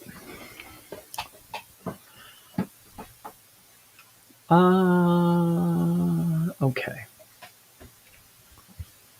Hello there. I am Chris Palmer with grayhatseo.com.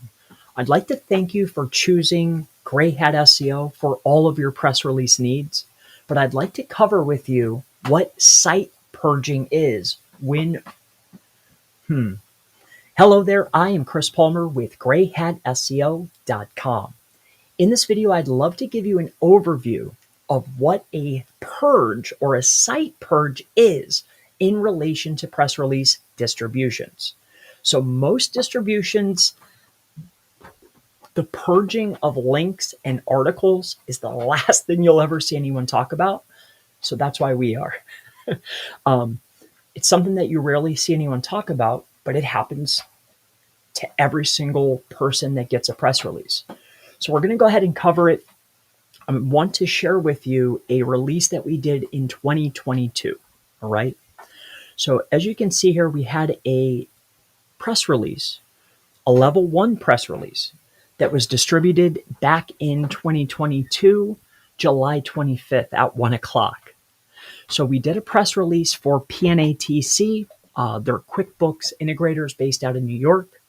I believe I remember doing this one. So here, let's start back over. Ready? I'm getting tired. Hello there. I am Chris Palmer with grayhatseo.com. In this video, I'd love to share with you site purge or website purging in relation to press release distribution services.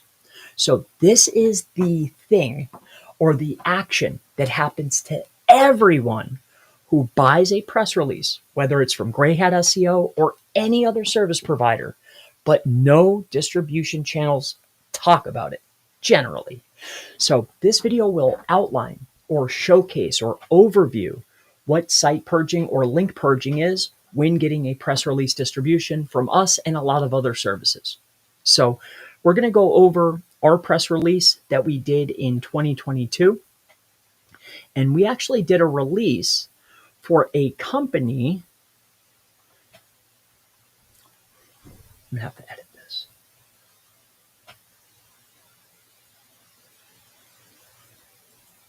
edit this. Hello there. I am Chris Palmer with grayhatseo.com. In this overview video, I'd love to share with you what is a press release link purge. And this is a overview video related to press release link purging and every single press release distribution service. Okay, last try. I promise. You got to get this one in there, Chris. Hello there. I am Chris Palmer with GrayHatSEO.com. In this video, I'd love to share with you what site or link purging is when buying or purchasing press release distribution services from Gray Hat SEO or any other provider. So link purging or page purging within press release distributions is something that happens to every business owner who acquires a press release, but no distribution channels or most distribution channels will never talk about it. So I want to go ahead and cover this because it happens, it's part of the sites because they're producing so many releases, so many new articles, and depending upon your niche or your region, the time of year, what your article is about, did it get any traffic, did it not, will wildly determine if your link or your release gets purged in 9 months, 6 months, 12 months, or 10 years later. So this article that I'm going to cover with you right now, or this release, was one that we did based on our level 1 package for a company called PNATC. So this release was created back in July of 2022, July 25th, 2022 at 1 p.m. to be exact. So as you can see, Benzinga in 2022 posted this particular release, right? And this was 22, 23, 24, 3 years ago. And Benzinga is a large site. But when we go and take a look at MarketWatch, if I go back to the report and I click on MarketWatch, the page no longer exists. Why is that? Because the link was purged. It's a 3-year-old link, right?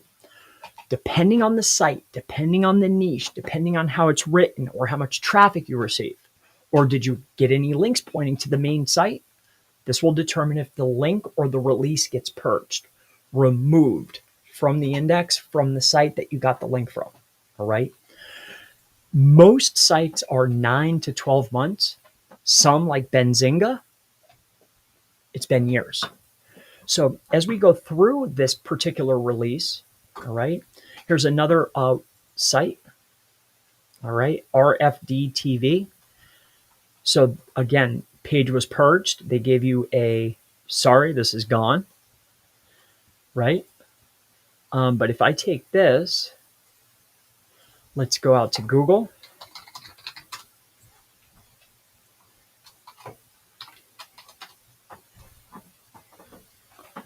I don't even see Benzinga here, right?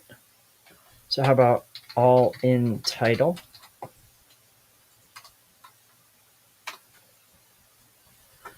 Mother loads, I don't see. Well, I'll spare you the searching, but you're getting the point. Sites will purge, but some sites will not for a very long period of time. So this one's gone. This one's apologies. Now, I haven't gone through and did a request on every single one, but this is a 3-year-old release. We could check Digital Journal, Gonzo. So site purging, URL purging, release purging, expect it to happen. Generally 9 to 12 months. Some sites are much longer.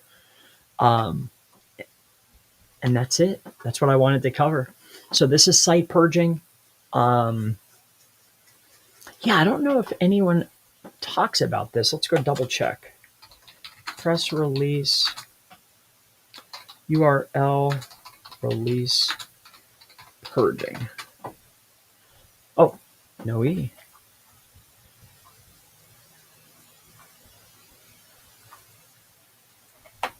How long do press release links stay live? Newswire. PRM. That's some of the bigger ones.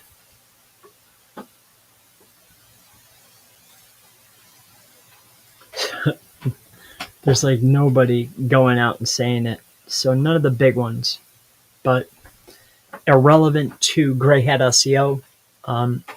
At least we covered it in this video. 9 to 12 months. Some sites are longer. This is URL or release purging. That's it. I'll have to edit that. So it's been fun. I love you guys. I'm tired as heck. Let's see if you have anything. I love watching you work. Learn so much. Thanks. South Charlotte, good to see you, brother. Getting a little tired. I know how you feel. Exactly. Always enjoy work. I do. Especially like today was a pretty long work day. I have some tools as well. Some new stuff. Site purging, glad I stuck around. Like TV mounting service, handyman. Should I put... Oh, that's a great question. All right, so let's cover that. Okay, great question. How many and where to send them to? Let's do that. I'm tired, but I could go on. We'll cut it though.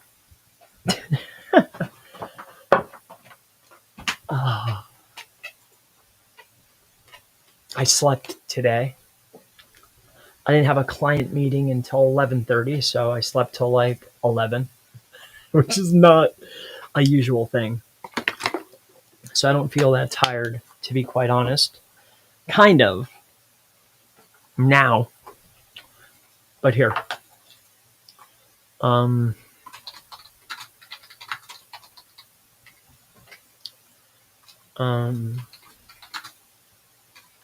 How many press releases should I create?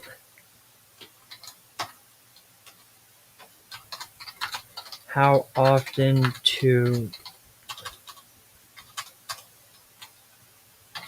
buy a press release? Right? How many press releases should I... how many press releases should I build? Right? How often...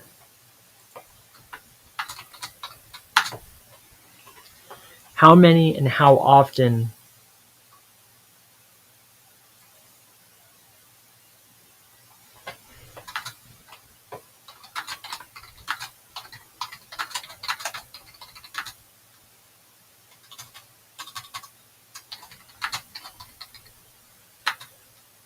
press release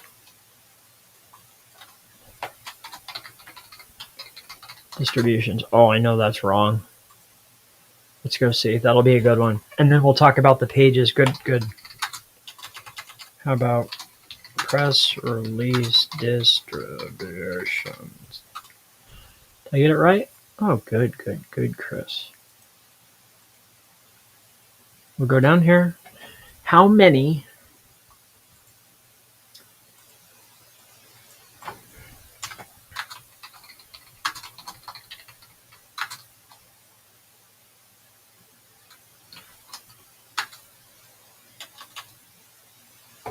press releases? How many press releases? How often? How many? Oh, I see. We'll do it this way because I'm thinking of the title for the video too. How many? I guess we can do end. And how often to get press release distribution? Zoop and zoop.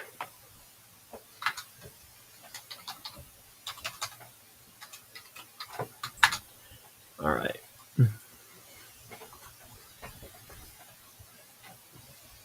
All right. And then the next question after that was...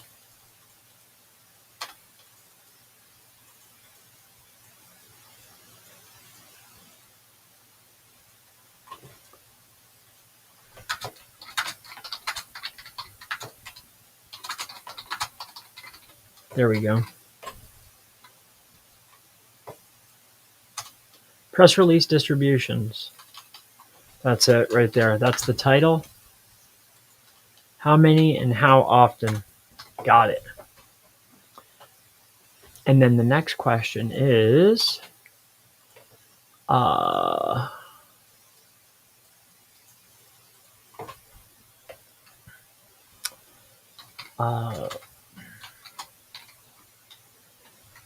where to link a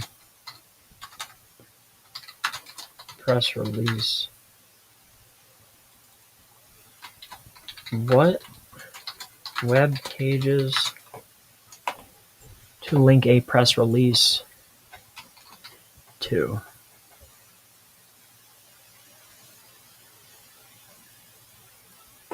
What web pages?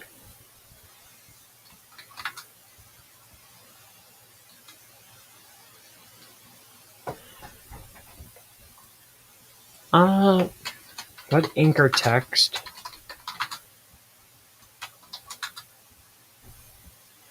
What anchor text to use?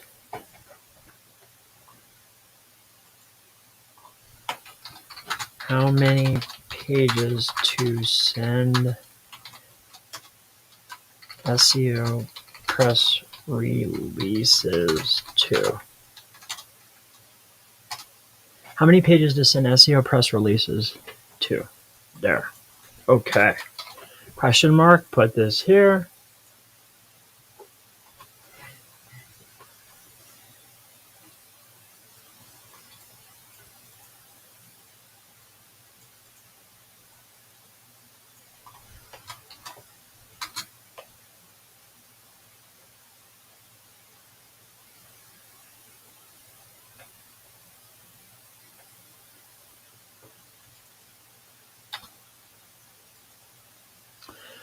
Okay. I'm happy with that. That'll be my title, and blue is a good color. And we'll do this one first. Here, bring this up. Here, gray hat SEO.com. Right? Gray hat SEO.com. Go like this. Go like this.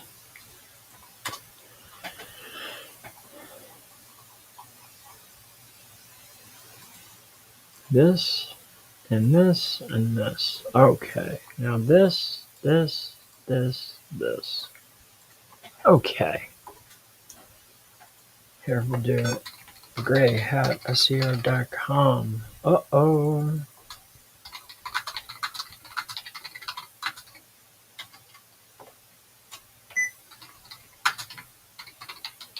Okay, that's enough. That's enough, Chris. You didn't even take it. All right, let's bang this out. How many and how often? Great question, South Charlotte. Great question. All right.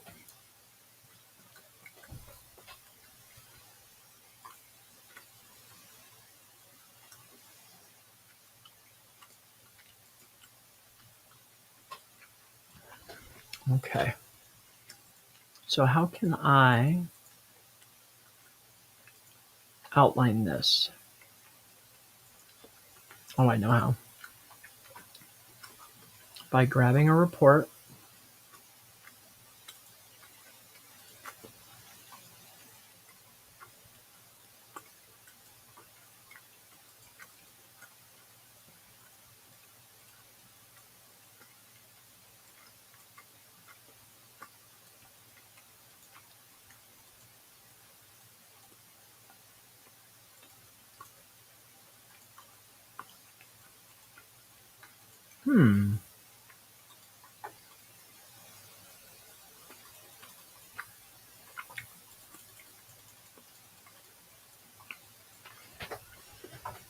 Okay. I guess I don't like that one. Just give me one, flipper. Okay. Well, here we'll take this one as the example.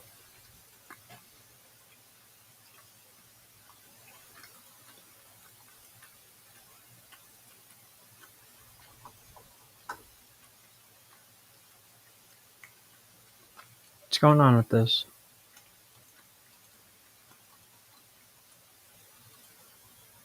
I wanted, okay. I guess we could just call it right here. So, hello there. I am Chris Palmer with grayhatseo.com. In this video, what I'd love to share with you is how many press release distributions should you be getting and how often. So in order to explain this, I need to first cover with you what exactly you can expect to receive if you get a level 1, 2, or 3 press release distribution from Gray Hat SEO. So firstly, I want to share, it's okay, we can edit. Firstly, I want to share what exactly you'll receive, and then we'll cover how many you should get and how often, all right? So firstly, you get a 1,000-word article, native English speaker, optimized. Over 74,000 outlets will receive your release. Depending on the level of your press release, will determine how many backlinks and how authoritative. 2 images, an embed. On top of that, you get up to 4 outbound links. And with that being said, we give a white label report, and our turnaround time, regardless of level, is 30 days or less, with lower levels being a lot faster. With that out of the way, I would like to share with you how many press releases you should be getting and how often. And it's massively dependent upon your website, the services you provide, and the areas you provide them, and how your website is set up. Let me explain. So when we're taking a look at press release distribution, all right, I want to point this out to you. So when we're looking at press releases, all right, you have your homepage, okay? And then on your homepage, you should have a service page, okay? And from your service page, okay, so you have home, you have service, okay? You have home, you have service, and then you have service, service location, and you have supporting content, right? Maybe I should do this all at once. So each of these, the homepage is linked. I won't draw, okay? I'll spare you the drawing. But depending on how your site is set up will determine a few things, all right? So I'll probably run this back over, but I want to share this with you, all right? So I could stitch them together, but hello there. I am Chris Palmer with grayhatseo.com. And in this video, I'd love to share with you how many press release distributions you should be acquiring and how often you should be acquiring them. So in order to explain this, I need to outline the overall goal, all right? First and foremost, what you're looking at here is a website, a very basic website structure, okay? With that being said, you have a homepage. On your homepage, you have a header menu, a footer menu, and a body section, correct?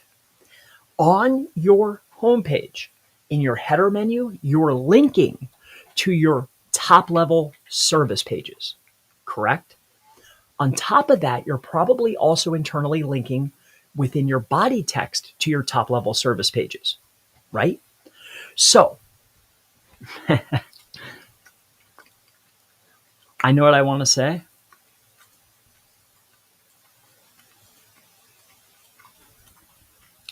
but I need one more thing to say it.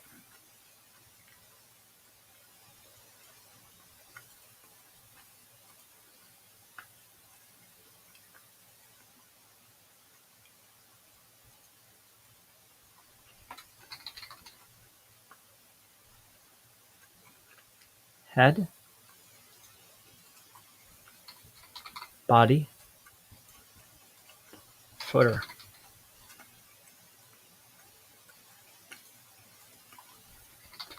sidebar,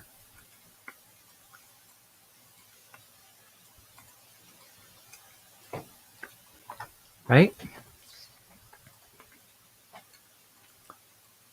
There's your sidebar, and there's your footer, okay? So this will help me give you what you're trying to do, all right? I need visual representation. So my name is Chris Palmer with grayhatseo.com, and in this video, I'd love to share with you press release distribution services, how many you should be acquiring, and how often. So in order for me to describe or explain how many you need and how often, you first need to know what the end goal is. So if you take a look at your screen right now, I've actually drawn out a diagram here of a very basic website structure. As you can see, we have a home page, a primary service page, supporting content page, and a service location page. Now, to the right of that is a overall structure of a web page.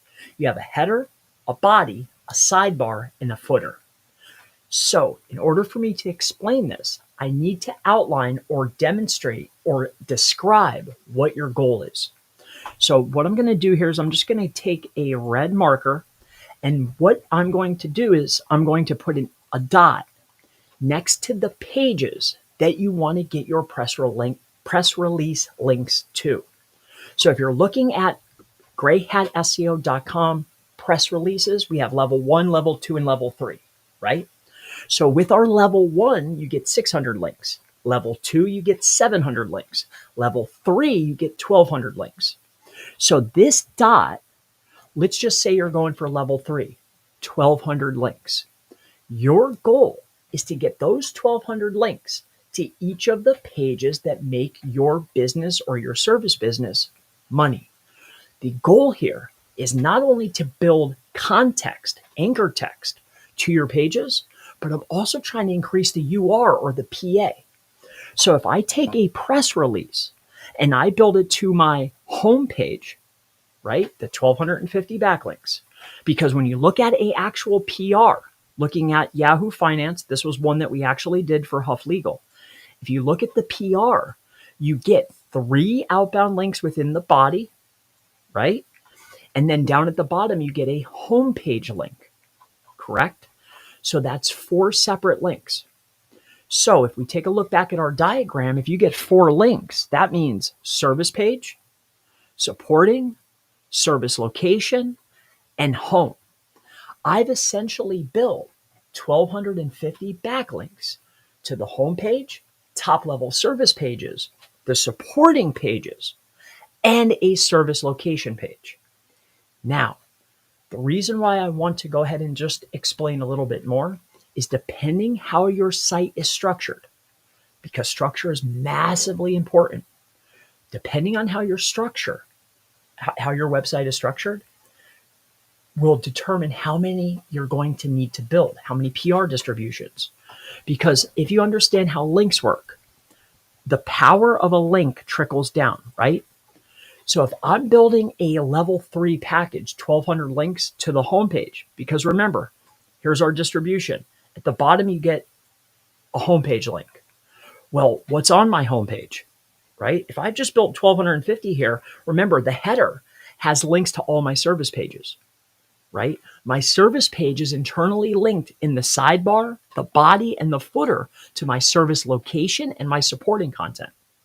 So if I build to my home and to my service page, I've essentially already powered up my supporting and my service locations. Okay. So with that being said, how many press releases do you need? The amount is wildly dependent upon how many top level service pages you have and how your internal linking is. In an ideal situation, if on your website you have this, okay? If I'm looking at your website, let's just go over here and we're going to grab this right here and we'll grab home, right? Service, and then service location, service location, service location. And then on top of that,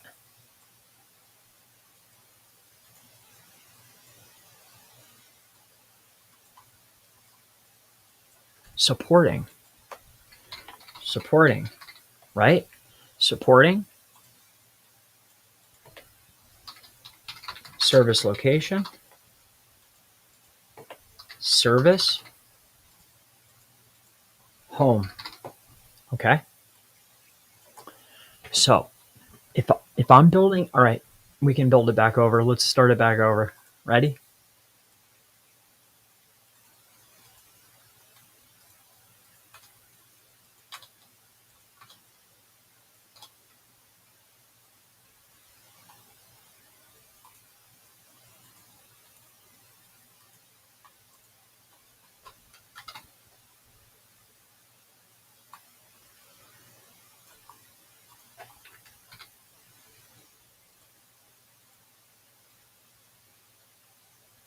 All right, you ready?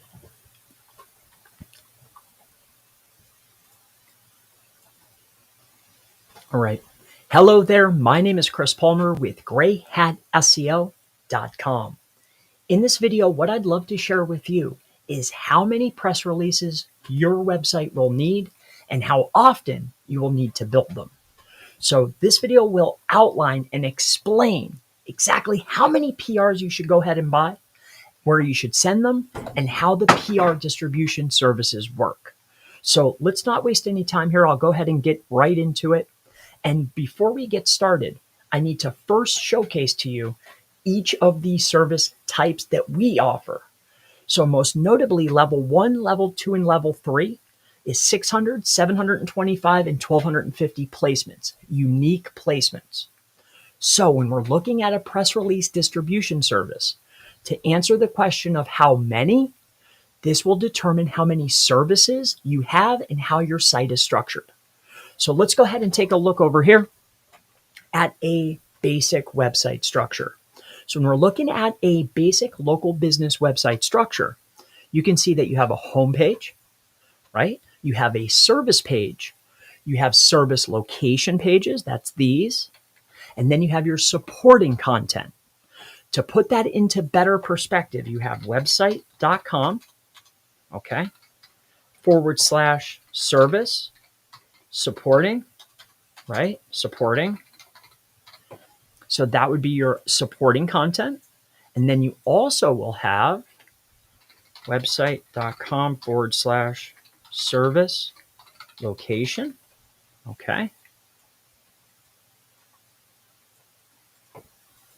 I've never seen anyone break it down like this before. I'll just put these together. This is a good video.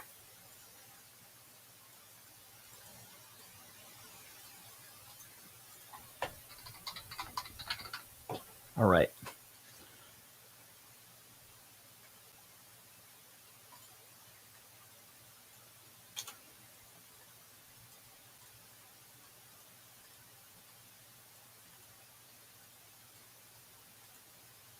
Never seen anybody break it down quite like this before. So I guess today is that day, my friend. And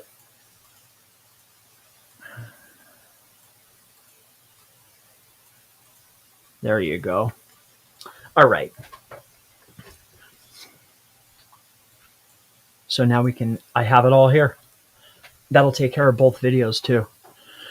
All right, press release distribution, how many and how often. So when we're taking a look at how many press releases your business should actually acquire and how often you should acquire them, you need to understand that your structure and how many services you have are massively important. Alongside of that, you need to know that sites purge every 9 to 12 months. All right. So with that being said, that would mean that every 9 to 12 months, you will need a press release. Now, why is that? Because we know that some of the links or all of the links within a 9 to 12 month span will actually get purged from the linking domains. So every 9 to 12 months is how often. Now, how many press releases you need is determined upon your niche, how many services, how many locations, and how your website is internally linked. Let me explain. So now that you know about press release purging, 9 to 12 month cycle, then you need to know the objective and why your site structure is important. So let's take a look at our service packages. As you can see over here, we have 3 different types. We have level 1, level 2, and level 3, right? Inside of each of these placements or inside of each of these packages, it's all about the authority of the links and how many unique links you get. Let's just say that you go for level 3, 1,250 placements, all right? So that means that we have 1,250 links coming to us, all right? Now, the reason why your structure and your internal linking is important is because if my website is set up just like this over here to the right-hand side, home, service, service location, and supporting content of the service, or if you look at this structure here, homepage, service, service supporting, and service location, you can see that through internal linking, I'm internally linked to all my service supporting, and I'm internally linked to all my service location pages based upon top level. So here, right here, if you take a look at this page, header, body, sidebar, footer, right? So when we take a look at this, in the sidebar, what's there? Well, that's where you have your supporting content.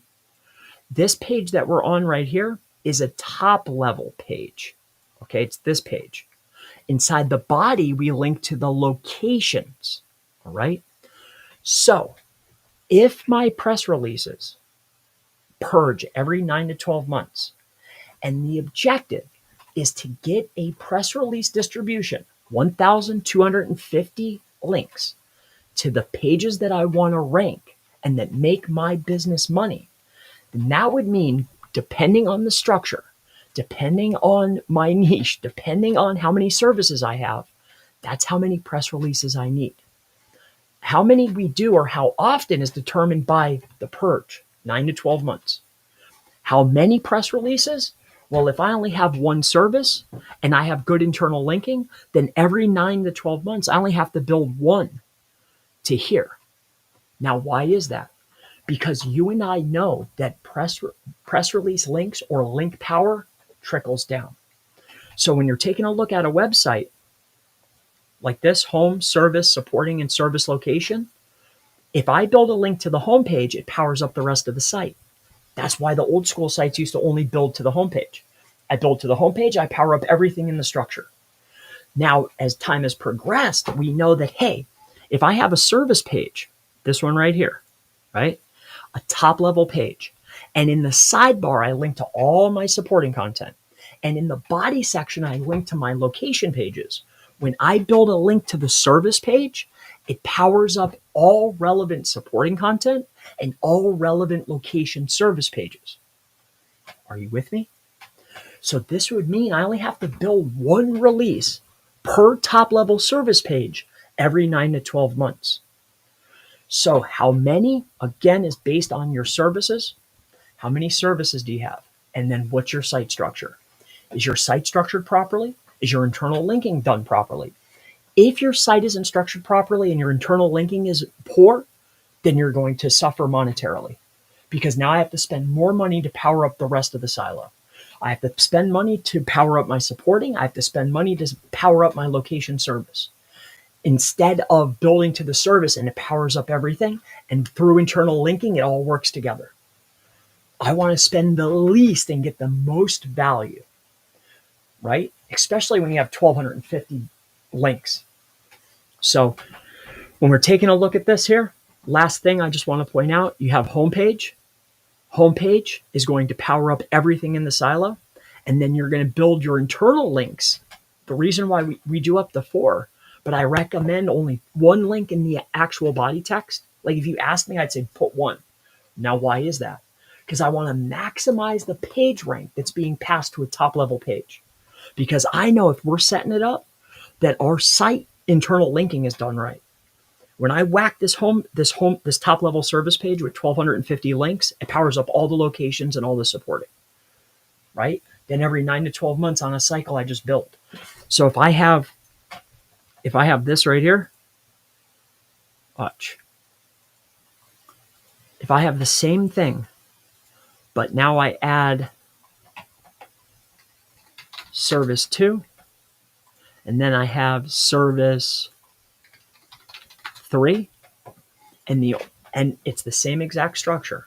Supporting and location services are built within the top level page, then that would mean that every 9 to 12 months, I only need to build 1, 2, 3 press releases. And then essentially, I'm building 1,250 backlinks to all the pages that make me money. And that is how many distributions you need and how often and why. Hopefully that helps you out. Very, very important concept to understand. And then next, anchor text and how many pages to send PR to. All right. So here, this will be it for me, and then I'm going to pass out.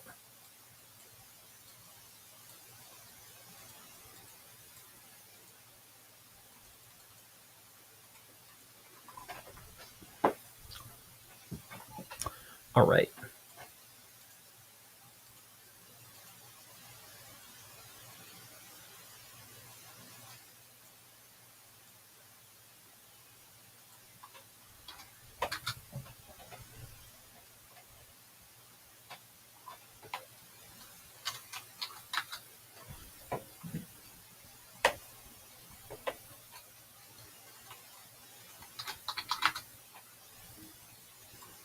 All right.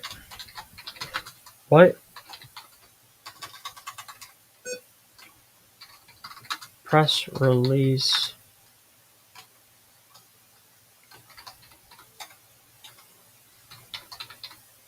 service? What pages and anchor text to use? Okay. So if we were to say personal injury, right? Car accident lawyer. Okay. And then we'll do truck accident lawyer. Okay. And then just for fun, we'll do motorcycle injury lawyer.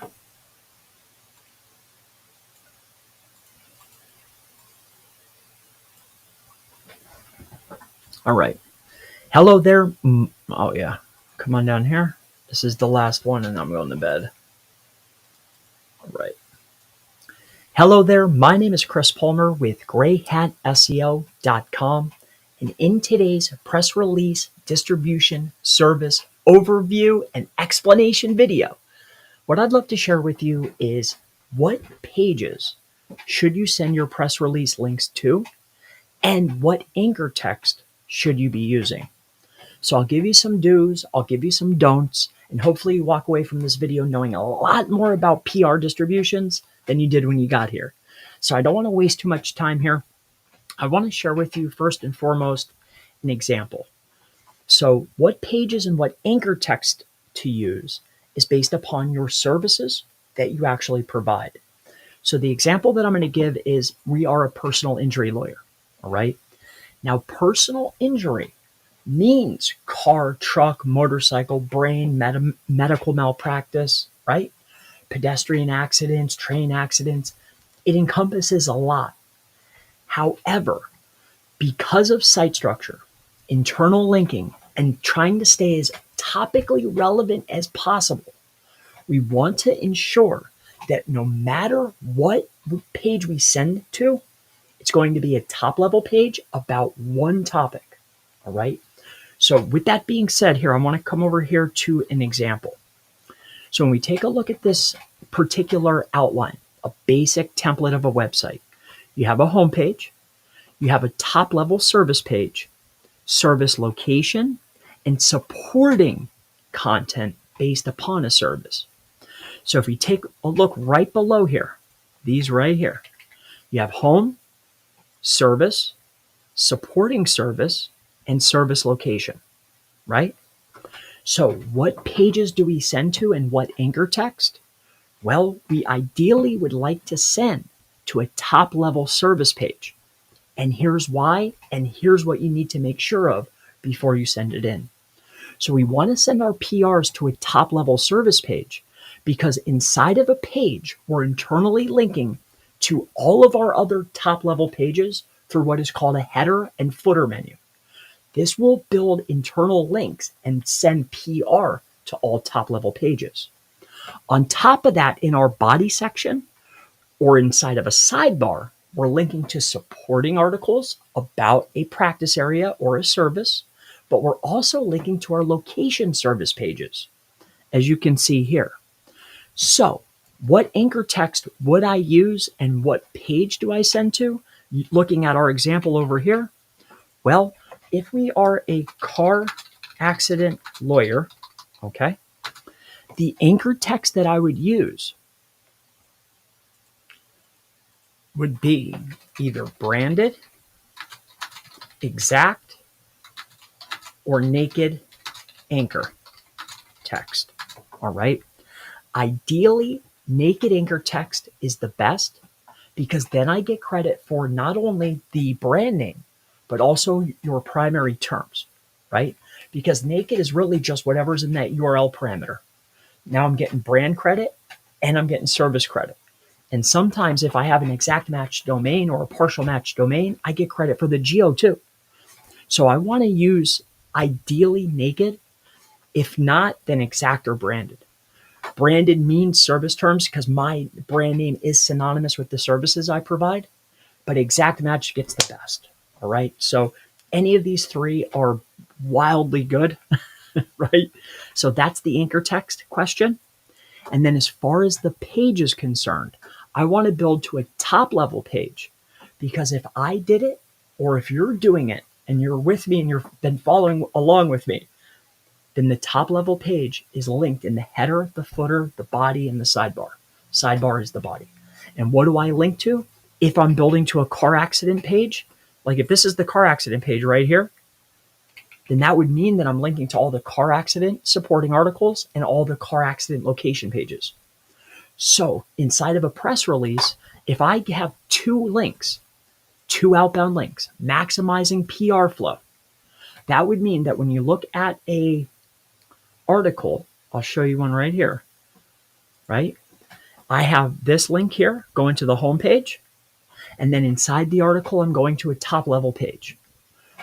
All the top level pages get hit, and all my supporting and all my service locations get whacked. And I've maximized the PR flow that I'm sending. The anchor text will be brand or exact or naked, passing maximum value. So this is how many, more importantly, the anchor, and on top of that, what page to send to. It's going to be the home and top level page, the anchor, exact, naked, or branded.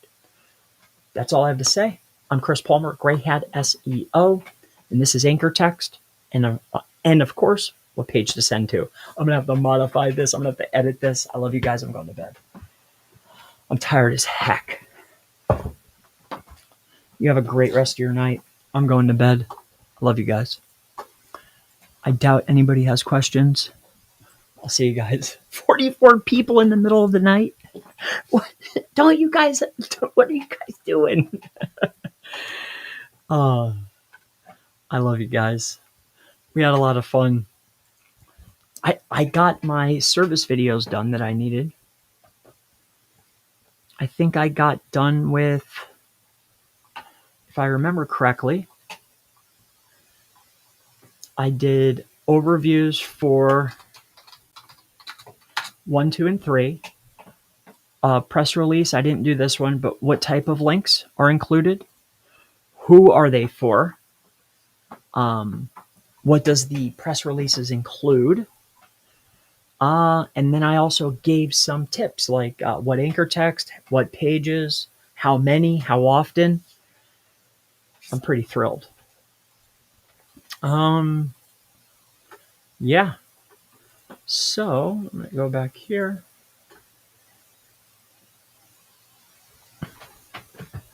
I'm going to bed. No more working. I love you guys. You have a great rest of your night. 4 hours. Turn this back on. Hold on 1 second.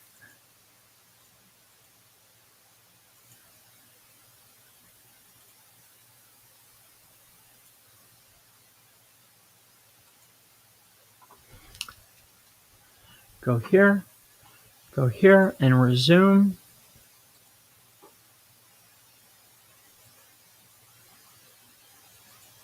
And I'll see you tomorrow. It's been a pleasure. I'll edit these videos and post a bunch of them.